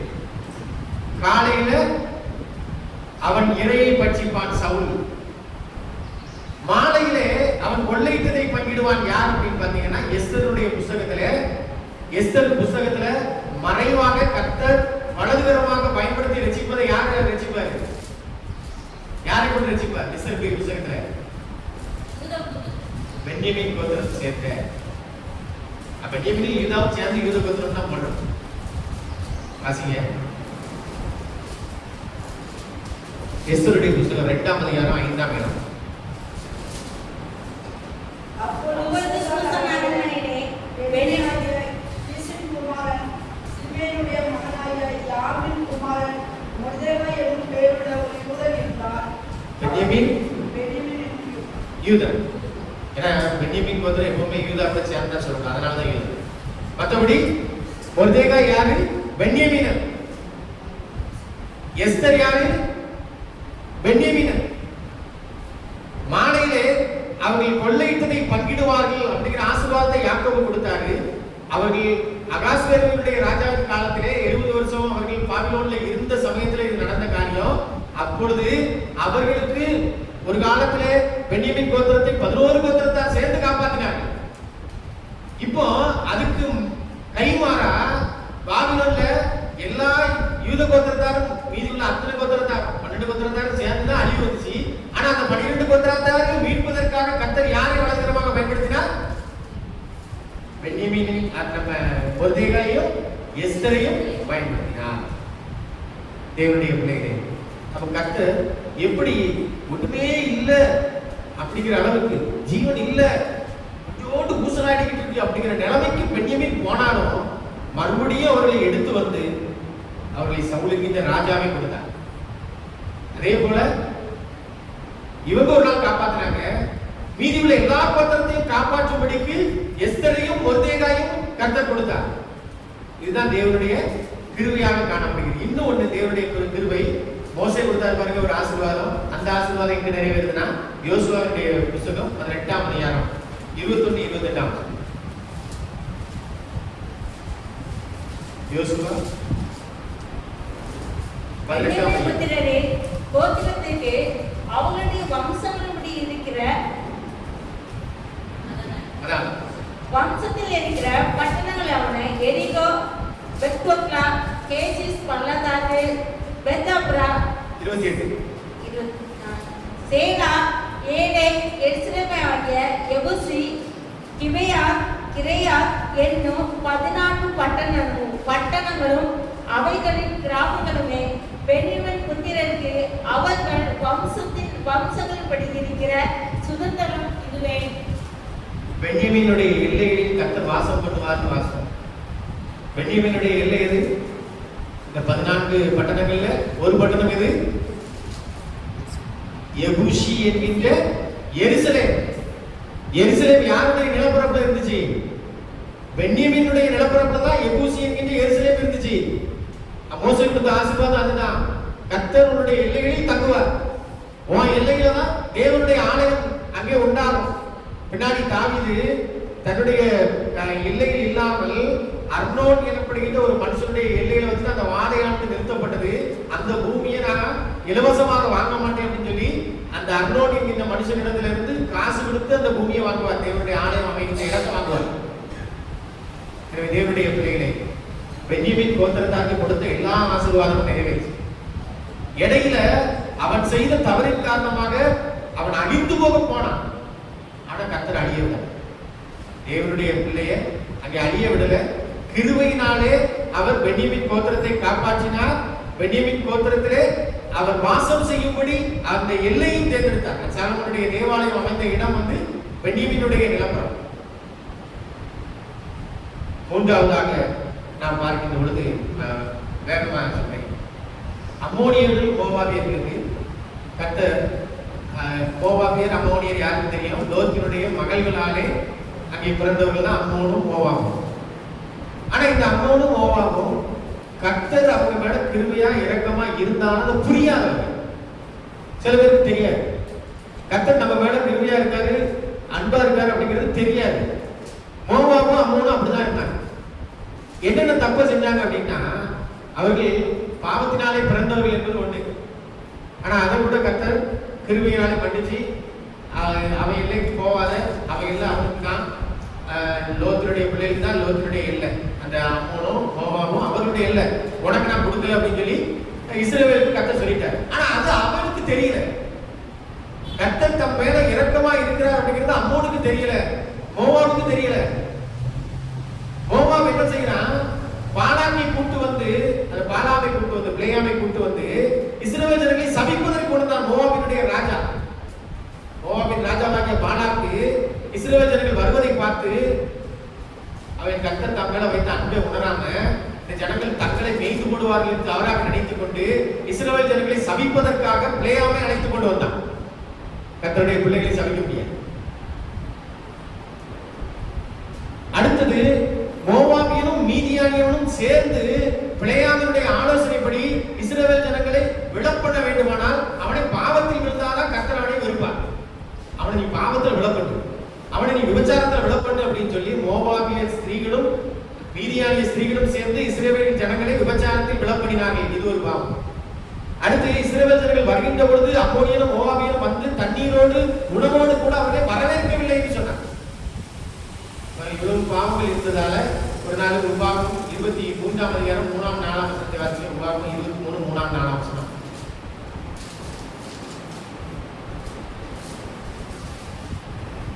அம்மோனியனும் மோவாபியனும் கர்த்தருடைய சபைக்கு உட்படலாகாது. 10ஆம் தலைமுறையிலும் என்றென்றைக்கும் அவர்கள் கர்த்தருடைய சபைக்கு உட்படலாகாது.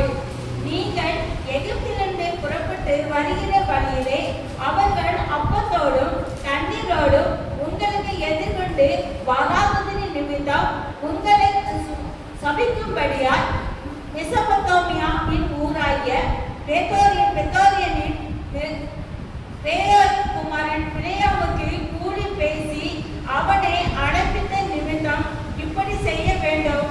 உன் தேவனாகிய கர்த்தர் அம்மோனியனும் மோவாபியனும் 10 தலைமுறைக்கு சபைக்கு உட்படலாகாது, என்றைக்கும் உட்படலாகாது என்று கர்த்தர் சொன்னார். காரணம் சொல்லிட்டார். ஆனா அப்படிப்பட்ட மோவாபியரில் இருந்து ஒரு ஸ்திரீயை கர்த்தர் தேர்ந்தெடுத்தார். யாரு?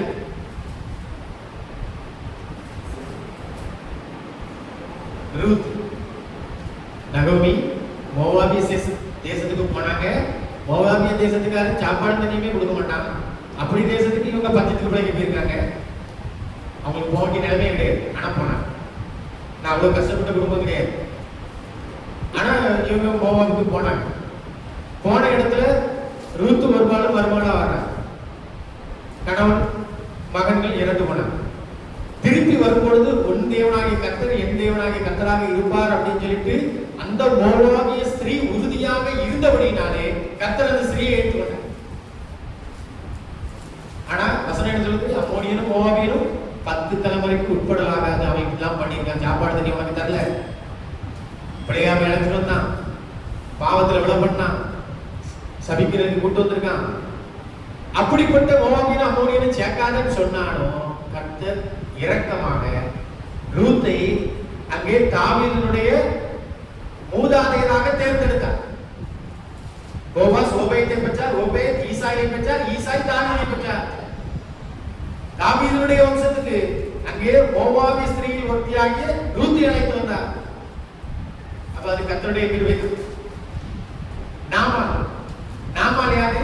சாலமோனுடைய மனைவி, ரெகொபெயாமுடைய அம்மா. நாமால் வந்து அம்மோனிய ஸ்திரீ. ஆனா அவங்க சாலமோனை தவறிவிட தான் பண்ண செஞ்சாங்க. இருந்தாலும் கர்த்தர் அங்கே சாலமோனுடைய மனைவியாகிய அம்மோனிய ஸ்திரீயிலிருந்து நாமால் என்கின்ற ஒரு பெண்ணை அங்கே தேர்ந்தெடுத்தார். அப்ப இதெல்லாம் கர்த்தருடைய கிருபையாக காணப்படுகிறது. சேர்க்க மாட்டேன்னு சொன்னாலும் கூட கர்த்தர் எல்லாரையும் படைத்தது கர்த்தர் தான். எல்லா உலகத்தினுடைய ஜனங்களையும் படைத்தது கர்த்தர் தான். அவர்கள் செய்த பாவத்தின் காரணமாக அவர்கள் ஏற்றுக்கொள்ள மாட்டேன், எங்களுக்கு இந்த கட்டளைகள் வேண்டாம் அப்படிங்கிறதால அவர்கள் தள்ளி இருக்கிறார்கள். ஆனா கர்த்தரை நெருங்கும் பொழுது கர்த்தர் அவர்களை ஏற்றுக்கொள்வார். நம்ம எத்தனையோ விஷயங்கள்ல பழைய ஏற்பாட்டையும் பார்க்க முடியும், புதிய ஏற்பாட்டையும் பார்க்க முடியும். எனவே இந்த 3 காரியங்களையும் பார்க்க முடியும். கர்த்தர் நல்லவர், அவருடைய கிருபை ஏற்றுக்கொள்ளார். ஒருவேளை தவறு செய்து அந்த மனிதர்கள் விலகி போனவர்கள் தான், எல்லாமே அவருடைய பாவங்களால அழிந்து போகிற அளவுக்கு போனவர்கள் தான். ஆனாலும் கர்த்தர் என்ன செய்யல? கைவிட. நம்முடைய வாழ்க்கையில் கூட ஒரு சில உதாரணங்களை சொல்லி நான் பார்க்கிற சூழ்நிலை ஒருவேளை துன்பமா தெரியலாம். ஆனா எல்லாவற்றையும் கர்த்தர் நன்மைக்கு எதுவாக மாற்றும். ஒரே ஒரு விஷயத்துல மட்டும் இரக்கமா தெரியும், ஆனா அதுக்கு முன்னாடி வந்து தீங்கு இருந்துச்சு. அது என்ன அப்படின்னா, எசேக்கியா ராஜாவுக்கு கர்த்தர் 15 வருஷம் ஆயுசு நாளை கூட்டி கொடுத்தார் இல்லையா? அப்ப அதை பார்க்கும் பொழுது நம்ம எப்பவுமே கர்த்தருடைய கிருபை இரக்கம், அவர் ஏசாயா தீர்க்கதரிசி வந்து சொன்னாரு, நம்ம எசேக்கியா ராஜா ஜெபம் செய்தார், பாதி உச்சத்தை தாண்டுகிறதுக்கு முன்னாடியே கர்த்தர் ஏசாயாவுக்கு மறுபடியும் சொன்னாரு, அவருடைய ஆயுசு நாட்களே நான் கூட்டி கொடுத்தேன் அப்படின்னு சொல்லி சொன்னார். அது கர்த்தருடைய கிருபை இரக்கம். ஆனா சில வேளைகள் அது என்ன ஆகுது அப்படின்னா, இரக்கத்தில் ஒளிந்திருந்த துன்பம். ஏன் இரக்கத்தில் ஒளிந்திருந்த துன்பம் அப்படின்னா, அவருக்கு 15 வருஷம் ஆயுசு நாள் கூட்டி கொடுக்கப்பட்டு பாருங்க. அந்த 15 வருஷத்துல பிறந்தவர் தான் மனாசே. அப்படி சொல்லும் போதே உன் வீட்டு காரியத்தை ஒழுங்குபடுத்துவாயாக சொன்னார். ஏன்னா அவர் கல்யாணம் பண்ணிக்காமலே இருப்பார். எசேக்கியா ராஜா, நீ வீட்டு காரியத்தை ஒழுங்குபடுத்தி கல்யாணம் முடி அப்படின்னு சொல்லிதான் சீக்கிரமா இதை செய்ய அப்படின்னு சொல்லுவார். இவருடைய ஆயுசு நாள் கூட்டி கொடுக்கப்பட்ட பிறகு அங்கே அந்த வசனம் சொல்லும், நீ பெறப்போகிற பிள்ளைகளில் ஒரு சில பேர் பாபிலோனில் ராஜாக்களை சேவிப்பார்கள். பெறப்போகிற பிள்ளைகளில் அது இவரதான் வசனமே சொல்லும். 15 வருஷத்துல அவருக்கு பிறக்க போற பிள்ளைகள் தான் ஒரு சிலர் எங்க போறாங்க? அடிமையா பாபிலோனுக்கு போறாங்க. அடுத்தது மனாசே 55 வருஷம், வேற எந்த ராஜாவும் அசைன் பண்ணது கிடையாது. மனாசேக்கு 55 வருஷம் ஆயுசு நாளை கொடுத்தாரு. மனாசே தான் ஒட்டுமொத்த யூத சாம்ராஜ்யத்தையும் கீழே விடுறாரு. எனவே சில ரொம்ப அரிதான காரியங்களை மட்டும்தான் இப்படி இரக்கங்கள் பின்னாடி துன்பத்தை கொடுக்கும். ஆனா அது எல்லா இடங்களையும் இருக்காது. நம்ம வாழ்க்கையில தேவன் துன்பம் போல இருக்கும், அதை நன்மையான கர்த்தர் மாற்றிட்டார். ஈசாக்குக்கு முதிர் வயதிலே கண் பார்வை இல்லாமல் போனது. அவர் நல்லா திடகாத்திரமா கண் பார்வையோடு கர்த்தரிடத்திலே சேர்க்கப்பட்டிருக்கலாம். ஆனா ஏன் அவருக்கு கண் தெரியாம போச்சு? அப்பதான் ஆசீர்வாதம் யாருக்கு போகும்? யாக்கோபுக்கு போகும். இல்ல அப்படின்னு சொன்னா, ஏன்னா அவருக்கு எப்பவுமே பிடித்த பிள்ளைய யாருதான் இருக்காருன்னா ஏசாதான் இருக்காரு. தேவையான சாப்பாடை கொண்டு வர்றோம்னா அவருடைய எண்ணம் மூத்த பிள்ளை, அவளுக்கு தான் கர்த்தருடைய ஆசீர்வாதம் போகும், சேஷ்ட புத்திர பார்க்க போகும் அப்படின்னு சொல்லிட்டு அவர் எண்ணம் இல்ல நெஞ்சுக்குள்ள அடிச்சுட்டே கிடக்கு. ஏசாதான் அடிச்சுக்கிட்டார். கண் பார்வை அவருக்கு மக்களாகி அவருக்கு தெரியாம போய் தான் எந்த பிள்ளை தெரியாம ஏசா கொடுக்க வேண்டிய ஆசீர்வாதத்தை யார் கொடுத்தாரு? யாக்கோபு. இதான் கர்த்தருடைய சித்தம். எல்லாம் நன்மைக்கு ஏதுவாக கர்த்தர் நிகழ்த்துவார். துன்பம் போல தெரிந்தாலும் அது நன்மைக்கு ஏதுவாக கர்த்தர் மாற்றுவார். யோசேப்பு கடைசியில் என்ன சொன்னாரு? ஆதியாகமம் 50 என்ன சொல்லுவாரு? நீங்கள் எனக்கு செய்த தீமைகளை எல்லாம் கர்த்தர் நன்மையாக வரப்படினார். இன்றைக்கு குடியில போடணும் வருத்தப்படாத, இன்றைக்கு இஸ்மவேலிடத்துல வித்தேன்னு சொல்லி வருத்தப்படாத, இன்னைக்கு எல்லாவற்றையும் நன்மையாக மாற்றினார். நம்ம குடும்பத்துக்கும் எகிப்துக்கும் சுற்றி இருக்கிற எல்லா ஜனங்களுக்கும் ஜீவரட்சனை கொடுக்கும்படியாக கர்த்தர் நன்மைக்கு ஏதாவது மாற்றினார் அப்படின்னா. ஆனா துன்ப வருஷம் 1 வருஷம் 2 வருஷம் கிடையாது. அவர் மட்டுமா துன்பப்பட்டார்? அவர் ஒரு கரையில துன்பப்பட்டு கிடக்காரு, யாக்கோபு இன்னொரு கரையில துன்பப்பட்டு கிடக்காரு. ஒரு பிள்ளை இறந்து போச்சுன்னா இயற்கையினுடைய விதிப்படி 1 வருஷத்துல மறந்துடும். ஆனா அந்த சரீரத்தை பார்க்காதவர் யாக்கோபு. இவன் சட்டையை ரத்தத்துல முக்கியதான் கொண்டு வந்து காமிச்சான். அப்போ என்னைக்காவது ஒரு பிள்ளை வந்துடாதான்னு சொல்லி அந்த துக்கம் வந்து ஆறவே செய்யும். அந்த சரீரத்தை பார்க்கவில்லை என்றால் அந்த மனுஷனுடைய துக்கம் வந்து சீக்கிரத்துல போகவே செய்யாது, வருஷ கணக்குல. அதனால யாக்கோபு வந்து எத்தனை வருஷ காலமாக யோசேப்பு எகிப்துல இருந்தாரோ அவரை பார்க்கிற காலம் வரைக்கும் வருத்தப்பட்டுட்டே இருந்தார், என் பிள்ளை என்னைக்கா வந்துருமா அப்படின்னு. மரித்து சரீரத்தை பார்த்துட்டு தான் அன்னைக்கே துக்கம் முடிஞ்சிடும், 1 வருஷத்துல முடிஞ்சிடும், இயற்கையுடைய விதி. ஆனால் 2 பேரும் கஷ்டப்பட்டாலும் கடைசியில எல்லாவற்றையும் கர்த்தர் நன்மைக்கு ஏதுவாக மாற்றி. இன்னொன்னு, நம்ம இந்த பென்யமீன் கோத்திரத்துல எகுத் அப்படின்னு சொல்லி வந்திருக்காரு. எகுத்துக்கிற நியாயாதிபதி. இந்த நியாயாதிபதிக்கு என்ன ஒரு பழக்கம் இருந்துச்சு அப்படின்னா, ஒரு இடக்கை பழக்கம் உடையது. இடதுகை பழக்கமுடைய பையன், ஒரு சின்ன பையன் இருந்தான்னா அந்த பையனை நம்ம என்ன செய்வோம்? சின்ன வயதிலே இடது கையில அந்த பிள்ளை சாப்பிட பழகுதுன்னு வைங்க, எந்த வேலைனாலும் இடது கையில செய்துன்னு வைங்க, என்ன செய்வோம்? பெற்றோர் என்ன செய்வாங்க?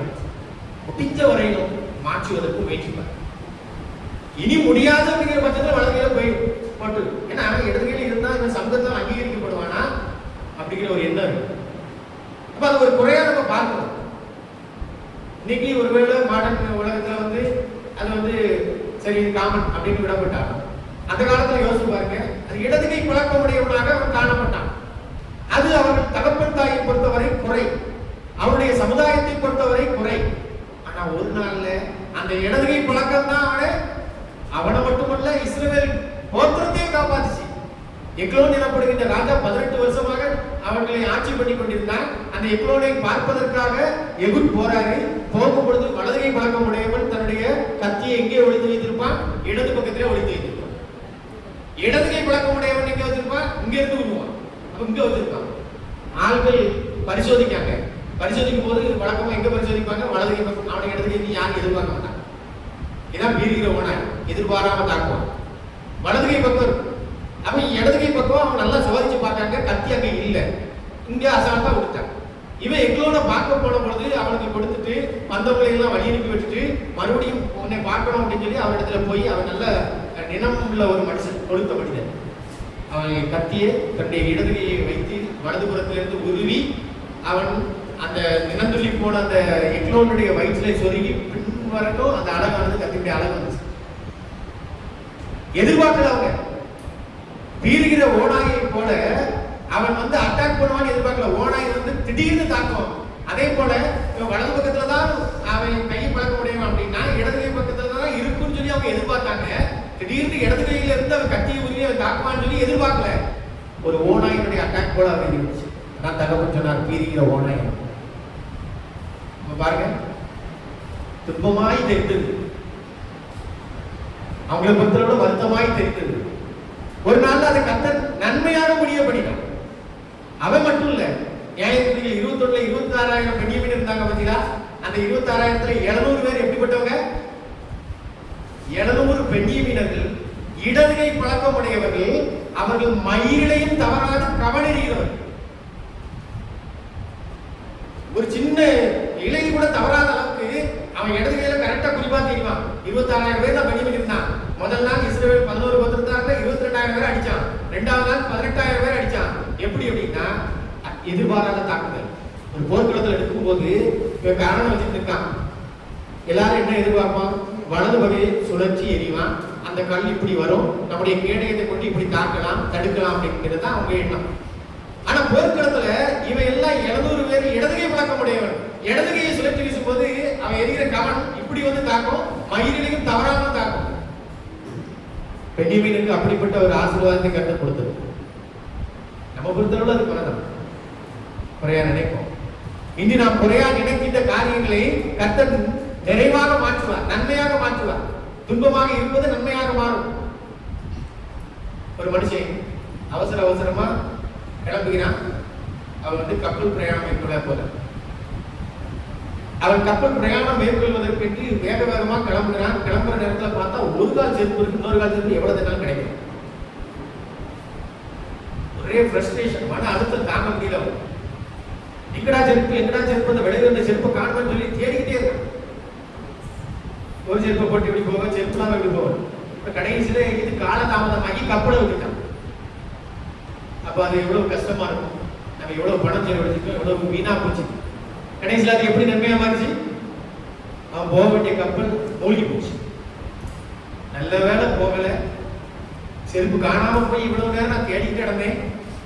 அந்த நேரம் தான் இனி என்ன செஞ்சிருக்கு, காப்பாத்திருக்கு. இது சமீபத்தில் ஏர் இந்தியா விமானத்தில் நடந்துச்சு. அந்த விமானத்தில் பயணிச்சிருந்த ஒரு மனுஷனை தவிர எல்லாரும் மறைக்க போனாங்க. ஆனா ஒரு பெண்மணி டிராபிக் ஜாம்ல மாட்டிட்டாங்க. எவ்வளவோ செலவழிச்சு அந்த பிளேனுக்கு டிக்கெட் புக் பண்ணியிருப்பாங்க. அவங்க போக்குவரத்து நெரிசல்ல மாட்டி போக வேண்டிய இடத்துக்கு 5-10 நிமிஷம் லேட்டா போறாங்க. விமானம் வந்து தலைமுறை பறந்து போயிடுச்சு. அது கீழே விழுந்துட்டு அப்படின்னு சொல்லி கேள்விப்பட்ட உடனே அந்த அம்மாவுக்கு எப்படி இருந்துட்டோம். நல்ல வேலை 10 நிமிஷம் லேட்டா வந்தேன், போக்குவரத்து நெரிசல்ல நல்ல வேலை நான் மாட்டிக்கிட்டேன் அப்படின்னு நினைக்கிறேன். இதே போலதான் நம்ம வாழ்க்கையில நமக்கு அதுல இருக்க நன்மை தெரியாது. அதுல இருக்க குறைகள், தீங்குகள், தீமைகள் மட்டும்தான் நமக்கு தெரியும். நாம பண்ற துன்பங்கள் மட்டும்தான் நமக்கு தெரியும். ஆனா அதுக்கு பின்னாடி கர்த்தர் என்ன நன்மை வச்சிருக்காரு அப்படிங்கிறத கர்த்தர் காண்பிக்கும் போது நமக்கு என்ன செய்யும் தெரியும். அதுவரையிலும் இது நமக்கு தீங்கு, தீமை. ஐயோ செருப்பு காணாம போயிட்டே, ஐயோ போக்குவரத்து நெரிசல்ல நான் மாட்டிக்கிட்டேனே, எவ்வளவு செலவழிச்சிருக்கேன், இந்த வாட்ச் கிளம்புற நேரத்தில் உடஞ்சி எனக்கு மணி தெரியாம போச்சு, வாட்ச் உடஞ்சி போச்சு, இப்படி பல காரியங்கள். இந்த போன் காலை நான் மிஸ் பண்ணிட்டேனே, மிஸ் பண்ணது நல்லா தான். எனவே தேவனுடைய பிள்ளைகளே, நமக்கு இன்று தீமைகளாக தெரிவது கர்த்தர் நன்மைகளாக ஒரு நாள்ல மாற்றணும். இசைக்கிய ராஜா வாழ்க்கையில் நடந்ததை கூட பெரும்பாலும் நடப்பதில்லை. ஒருவேளை நமக்கு நன்மையா இல்லைனாலும் நம்ம குடும்பத்துக்கு, நம்ம உறவினருக்கு, ஏதோ ஒரு அந்நியருக்கும் நன்மையாக இருக்கும். இன்னொருத்தர் இதோடு நான் படிக்கிறேன். அவர் வந்து ரொம்ப தூரத்துக்கு பயணம் செய்து அவர்கிட்ட பணம் வாங்கியிருக்க ஒரு மனுஷனிடத்துல பணம் வாங்க போறாங்க. கஷ்டப்பட்டு வாகனத்தை அமர்த்தி நீண்ட தொலைவு பிரயாணம் செய்து போக வேண்டிய இடத்துக்கு வந்து அந்த வீட்டை பார்த்தா அந்த வீடு பூட்டி. இவருக்கு பயங்கரமான எரிச்சல், கோபம், மன உளைச்சல். நான் மேற்கொண்ட பிரயாணமானது வீணாகி போச்சே, என் நாள் வீணாகி போச்சே, என்னுடைய நேரமானது வீணாகி போச்சே, நான் செலவழித்த பணமானது வீணாகி போச்சே அப்படிங்கிற ஒரு எண்ணம். ஆனா அங்க என்ன நடந்ததுன்னா, இவர் ராத்திரி பிரயாணம் மேற்கொண்டு வருகின்ற பொழுது அந்த வாகனத்துல இவர் சங்கீதத்தை பாடிக்கொண்டே போனார். ஏதோ ஒரு சங்கீதத்தை பாடிக்கொண்டே போனார். ஒரு இடத்துல ஒரு தாயும் மகனும் அங்கே வருகிறார்கள். அவர்களை பின்தொடர்ந்து ஒரு ஓநாய் வந்து வருகிறது. அவங்களை அப்படியே ஸ்டாப் பண்ணிட்டே போது அட்டாக் பண்றதுக்கு. அவங்களை நெருங்குகின்ற பொழுதுதான் இவர் அந்த பாடலை பாடிக்கொண்டு அங்கே கடந்து போகிறார். அந்த சத்தத்தை கேட்டு ஓநாயானது ஓடிக்கொண்டு அந்த தாயும் மகனும் காப்பாற்றப்பட்டார். ஆனா இது அவருக்கு தெரியுமா? தெரியும். அவரை பொறுத்தளவுல இது வேஸ்டட் டைம், இந்த மணியானது வேஸ்ட் ஆகி போச்சு அப்படிதான் அவர் நினைக்கிறார். ஆனா அது யாரோ ஒருவருக்கு, அது நம்ம குடும்பத்தில் உள்ளவங்களுக்கோ அல்லது நம்முடைய உறவினருக்கோ அல்லது யாரோ ஒரு அந்நியருக்கோ அது நன்மையாக அமைந்திருக்கும். எனவே தேவனுடைய பிள்ளைகளே, கர்த்தர் நல்லவர், அவருடைய கிருபை எட்டும் உள்ளது. ஒருவேளை நாம பார்க்கின்ற காரியங்கள் துன்பகரமாக இருப்பதால, கஷ்டமாக இருக்கிறதால கர்த்தர் நல்லவரா, ஏன் எனக்கு இப்படி அப்படி நம்ம யோசிக்கலாம். ஒரு காலமும் யோசிக்காதீங்க. அவர் என்றைக்கும் கிருபை நிச்சயமாக இன்று நம்முடைய துன்பத்தை ஒரு நாளிலே நன்மையாக மாற்றுவார். இந்த துன்பத்தில் இருக்கிற நன்மை இன்னைக்கு தெரியட்டாலும் இன்னொரு நாள் தெரியும். தேவரின் சகலத்தையும் செய்ய வல்லவர். அவர் செய்ய நினைக்கிறது ஒன்றும் தடைபடாது. சகலத்தையும் அதனின் காலத்திலே நேர்த்தியாக செய்கின்றவர். சகலத்தையும் நன்மைக்கு ஏதுவாக நடத்துவார். இந்த தாய்மார் தினத்திலே கலந்து கொண்டிருக்கிற உங்கள் அனைவரையும் இந்த மாதம் முழுவதும் வருகின்ற ஒவ்வொரு நாளிலும் கர்த்தர் உங்களோடு கூட இருந்து அரவணைத்து ஆதரித்து காப்பாற்றி வழிநடத்தி ஆசீர்வதிப்பாராக. நல்ல சுகம், பலம், ஜீவன், சத்துவம், நீடித்த ஆயுஷ் நாளை தந்து ஆசீர்வதிப்பாராக. உங்களுடைய குடும்பத்தார் அனைவரையும் ஆசீர்வதிப்பாராக. செய்கின்ற தொழிலில் வர்த்திக்கப்படுவாராக. தூரையிலே இருக்கின்ற உங்களுடைய குடும்பத்தாருடைய போக்குவரவுகள் பிரயாசங்கள் எல்லாவற்றையும் ஆசீர்வதிப்பாராக. படிக்கின்ற பிள்ளைகளுக்கு தேவையான நல்ல ஞானத்தை கொடுத்து ஆசீர்வதிப்பாராக. தேவனாகி கத்தத்தாமே நம்மோடு கூட இருந்து எல்லா காரியங்களையும் வழிநடத்தி ஆசீர்வதிப்பார். அவருக்கு நமக்கு மகிமை உண்டாவதாக.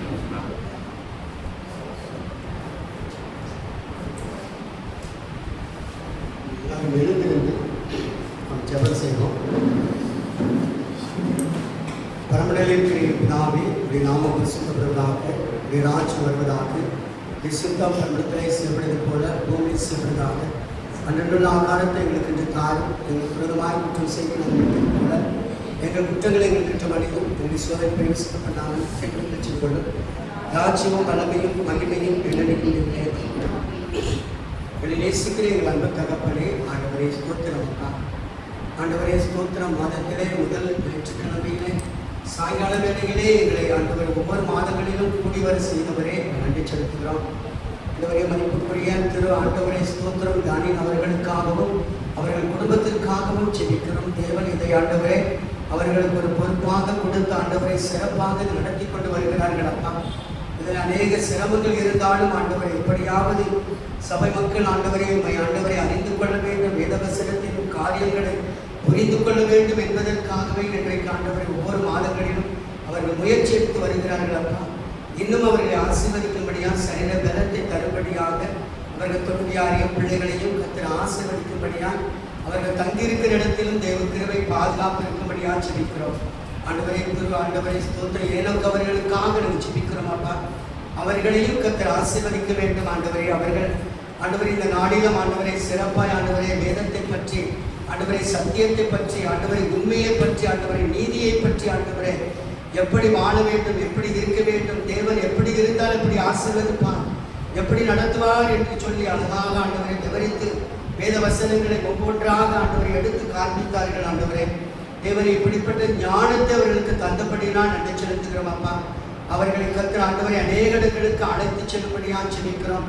அவர்கள் மூலமாய் அநேகர் ஆண்டவரை ஸ்தோத்திரமை அறிந்து கொள்ளும் பாக்கியத்தை தரும்படியாக ஜெபிக்கிறோம். அவர்கள் அவர்கள் குடும்பத்தையும் ஆண்டவரை ஸ்தோத்திரம் செய்கின்ற பணிகளையும் கர்த்தர் ஆசீர்வதிப்பீராக. வந்திருக்கிற போதகர்களை கர்த்தர் ஆசீர்வதிப்பீராக. விசேஷமாய் வந்திருக்கிற தாய்மார்களையும் ஆண்டவரை ஸ்தோத்திரம் ஆண்டவரை சிற்படிகளை கர்த்தர் ஆசீர்வதிப்பீராக. இவ்வளவு நேரமும் ஆண்டவரை பொறுமையாக இருந்து சத்திய வார்த்தைகளை கேட்டார்களே ஆண்டவரை அவர்கள் குடும்பத்தை ஆசீர்வதிக்க வேண்டும் என்று மன்றாடுகிறோம். தேவ கிருபை தேவ சமாதான குடும்பத்தில் நிலவும்படியாக நாங்கள் ஜெபிக்கிறோம். அப்பா, இதே இந்த இடத்தில் ஆண்டவரே மனதில் எங்கெல்லாம் ஆண்டவரை வேண்டுதல் செய்தார்களோ வேண்டுதலை எல்லாம் கேட்டவர்களை ஆசீர்வதிக்கும்படியாக ஜெபிக்கிறோம். உமது கிருபை தாங்கும்படியாக ஜெபிக்கிறோம். அப்பா, தேவ சமாதானத்தோடு அவர்களை அனுப்புவீராக. ஆண்டவரே ஸ்தோத்திரம். ஆண்டவரே இந்த விலகான பிரசன்னம் எப்பொழுதும் பிள்ளைகளோடு கூட இருக்கும்படியாக ஜெபிக்கிறோம். எங்களை தாழ்த்துகிறோம். கேட்ட சத்தியங்களை ஆண்டவரே வார்த்தைகளை இருதயத்தில் வைத்து ஆண்டவரை தியானம் செய்யவும் ஆண்டவரை மக்கள் வாழவும் தேவன் அனுக்கிரகம் பண்ணும்படியாக ஜெபிக்கிறோம். எங்களை தாழ்த்துகிறோம். பொறுப்படுத்திக் கொள்வீராக. இயேசு கிறிஸ்துவின் மூலமாக ஜெபிக்கிறோம் பிதாவே. என் ஆத்துமாவே கர்த்தரை ஸ்தோத்திரி. முழுவதுமே பரிசுத்த நாமத்தை ஸ்தோத்திரி. என் ஆத்துமாவே கர்த்தரை ஸ்தோத்திரி. சகல கர்த்தராகிய இயேசு கிறிஸ்துவின் கிருபையும் தேவனுடைய அன்பும் தேவ சமாதானமும் உங்கள் அனைவரோடு கூட இப்போதைக்கு எப்போதைக்கும் சதா காலங்களில் இருப்பதாக. ஆமென்.